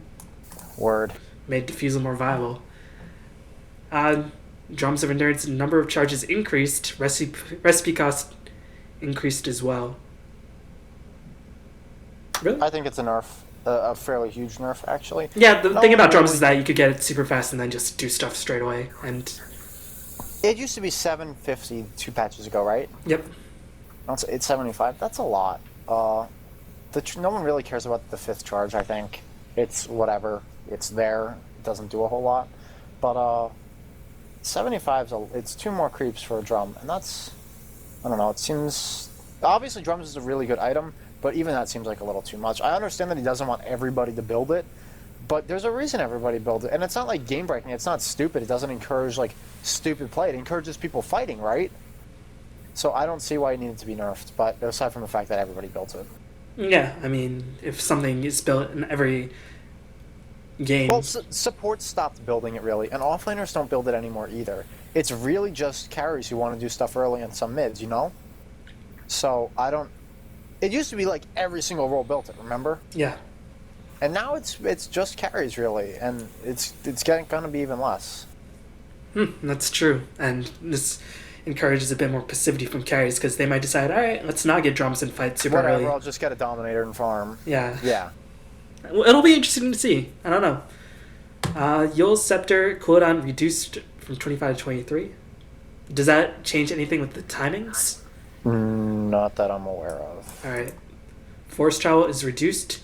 The point That's one kind of sec- nice. Yeah, I mean, force staff it's still going to be really good, but Remember the outcry? I think it was Speed versus DK. Yeah. People were like, Force Staff needs to be removed from the game.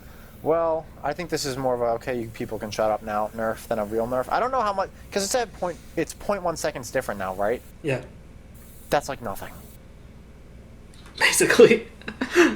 Branch reduced from 53 to 50. Does this change? change any I'm mid pretty lane sure build? this changes starting items on a lot of heroes. I don't have the math in front of me, so I don't Okay. even remember what tangos and salves are now. What's a tango and a salve cost? Salve is 115, Tango is 110, 225, something No, like that. I don't want to add, but I'm pretty sure you can get 3 branches instead of 2 now on certain scenarios. Okay. Mask Madness lifesteal increased from 17 to 20%. Okay. That's there. I mean, Mask Madness, I think, is a decent item anyway. But, having the lifesteal is also pretty good. Mjolnir changed the area types that is used when static charge hits units. So it used to be a cone, and now it's an area the same distance. So if any target in the direction hits you, it can be hit right back. So I think before it would just hit a cone in front of you or something like that. Yeah, it was the direction in front. So it's whatever. The item's still one of the worst items in Dota. Okay, Necro Book. This is actually really, really important. Yeah, so, I mean, Necrobook bounty has been increased at levels 2 and 3. Armor has been reduced, so they're not so damn difficult to kill all the time, but especially early on. And cooldown has been increased. The biggest thing, I think, is the cooldown. You can't just spam them. I would say the armor is the big deal, but I mean they're both obviously significant. Here's the issue: the bounty, it's whatever. It's not a huge thing. No, I don't know if the armor... I think the cooldown is the biggest, because at a certain point, like, if they get a super early Necrobook, then 4 armor is enough in the early game to just deal with it. No, I'm talking about towers, not people. Oh. I mean, obviously, it's really hard to kill them too, with just by auto attacking them. But my concern was that it's going to be easier for both people and towers to kill them, because you would be able to use them to tank towers for like 5 shots and just deal a ton of damage to the tower.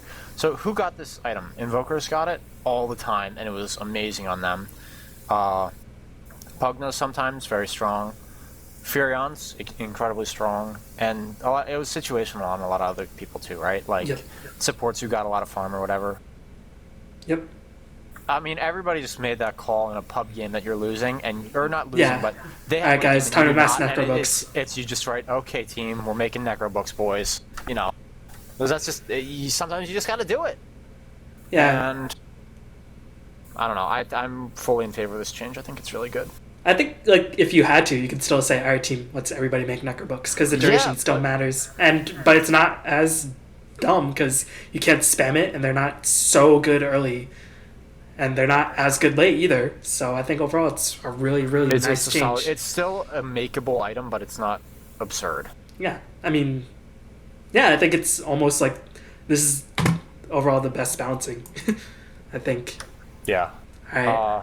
Wards. Well, that's kind of nice because you can give one to your offlaner and say, okay, this is your ward, this is my ward. You know, instead of having the offlaner give two and then you have to put one in the spot you don't want, stuff like that. Yeah. Yeah, that's all about pubs. Because you just say, all right, clock, take these wards, and then your mid lane, if they aggressive. And then the clock player is stupid, and then he puts one right in the trees, and then he blocks the spawn camp with one. Both get immediately dewarded. Mid gets ganked 2 times. He goes, hey, he starts flaming his supports. The supports will go, hey, that's not on me, that's on Clock. Clock's like, what? I needed to defend myself. And I was like, no, you didn't. Stop being terrible. But anyway, obviously you've seen this story happen, Radiant's attack damage bonus increased from 60 to 70, 65. Radiance gets buffed every patch. I think it's a good item anyway. I think it's an excellent item. There's a reason why I've been playing a lot of solo lately, and it's because Radiance is really, really good on. And, I mean, we've all seen RTZ play Naga, right? Mm-hmm. Yeah. Yeah, I mean... It's good on that hero. And that's, I mean, it's if you haven't seen RTZ, you've seen, Miracle, Loda... And I don't think they've lost with a Radiance Naga. They don't pick it every time, but they haven't lost. It's very strong. Very short aside. I was in a game yesterday with someone, and people who want to copy RTZ and do mid Naga always lose. I've never seen him win. So I get in a game with this person. He gets Naga, goes mid, and I go, "Fuck off! You're not RTZ." Turn on RTZ stream after. I'm like, "I'm done with Dota. This is awful." It was in fact RTZ. They found it entertaining. I would have had a free win too. Oh well. Anyways, refresher. So what did you do? Did you just go to the side lane and farm, or did you just sit No, mid? I abandoned the game. I didn't want to lose. Dang. All right. Yeah. This is why Val flagged your account. Yeah, basically. Refresher recipe costs reduced from 1875 to 1800. Okay. I mean, refresher. If you're gonna get it, then I don't know if the extra. I mean, every bit of gold helps, I guess. I mean, here's the heroes who can feasibly get it in an actual game. Puck, it's very good on Puck. It's very good on an Invoker. Sometimes you'll get it as your third item instead of like a Hex or whatever, because if you just don't have that teamfight oomph, the double Meteor, double Ice Wall is incredibly strong.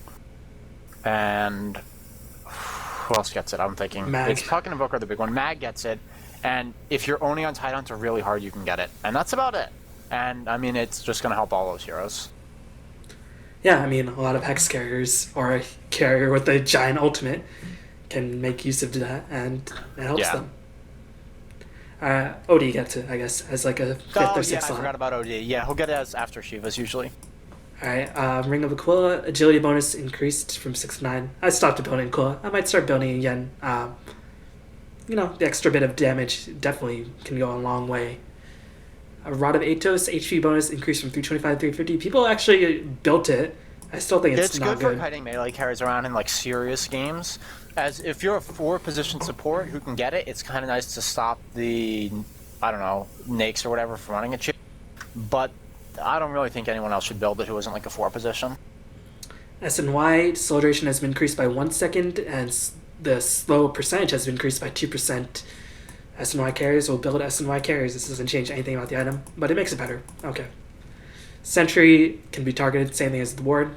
Pretty nice. So I guess it's the same thing with the mid. Like if they have an NA coming to gank you mid, or if the person picks up an Invisor, you can just transfer a ward charge, I guess.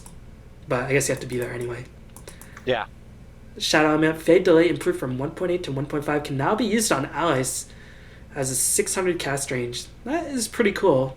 It's kind of gimmicky and cool. I guess you can make your Tidehunter be invisible or something. I mean, I'm sure there's some fun gimmick for this. You won't get a Shadow Element if you are making, or if you're not making a Shadow Blade. Oh yeah, of course. I was just thinking, like, on the way to Shadow Blade, what fun stuff can you do? Yeah, I mean, Shadow Element by itself is kind of not good. You've seen like those 1 or 2 times, but outside of those 1 or 2 times where you've dodged a gank or something like that, when has it ever been useful outside the attack speed? So it's nice. Shiva's Guard range increased 719. That's a random ass range, and the speed is increased. Is there a thing with Storm with the speed that matters? I forget. Doom's the one that matters more. I mean, Storm, it goes with you, right? Oh yeah. So it takes a while to get there, but on Doombringer, a lot of times, because he hasn't got a way of getting on top of people, other than just running at them like an idiot. a lot of times you'll be running at people and you'll hit Shivas and they'll just run away and force stuff away. It'll be a little bit harder to do that now. I think, honestly, this was the biggest buff for Doombringer, just because of that reason. Okay. Alright, smoke duration decreased from 40 to 35. That's pretty nice, but smoke will always be a very good item because you can smoke when you're ahead, you can smoke when you're behind. It will always have a place in Dota. TP scrolls, this is so good for pubs. This is a quality of life This is so good for pubs because people stack TPs because, you know, even at, like, I'm not the highest MMR, but I'm in a decent enough MMR where people are confident enough, but people will always have TP scrolls where I'm at, and they will have them a while out, and, you know, people will stack them when there's a fight going on, and, you know, it's good. I think, just look at the number. Stacking delay decreased from 8 seconds max rank. That is too long for a TP scroll. I'm sorry, like, in Dota, when something's happening, you know the bottom arrow is 5 seconds, that's like, oh my god, that's the longest thing in Dota. 8 seconds is almost double that, you know? That's a lot of time in Dota. That's enough for a fight to have happened already and been over. Yep, and then you're just sitting back going, well, TP. Wish I wasn't going to this tower. Yeah. This is how far. Alright, so I guess you can just spam click a bit better with the other change for TP. Yeah. Tranquil Boots movement speed increased, 85 to 90. HP regen increased as well from 10 to 12. And, I mean, Tranquil Boots, whatever. It's a support boot item. It's really good on CM and some supports in certain situations, but that's about it. Yep, and Veil of Discord does not matter because that item's horrible. I mean, it's good for Veno, I guess, and Sand King. I see it's it good made. if you can get it, but... I mean, if you have it, it's good. But you're never going to get it 99% of the games, you know? So, one last thing to close this up, or two last things to close this up. One is, how do you feel about LOD? Will you ever play it? Oh, LD or OD? Oh, LOD, the random draft. That's what it's called in Dota 1. I'll play for nostalgia just because I used to play it with my buddies in the computer lab in high school, but, you know. It doesn't really have to get better. It's fun.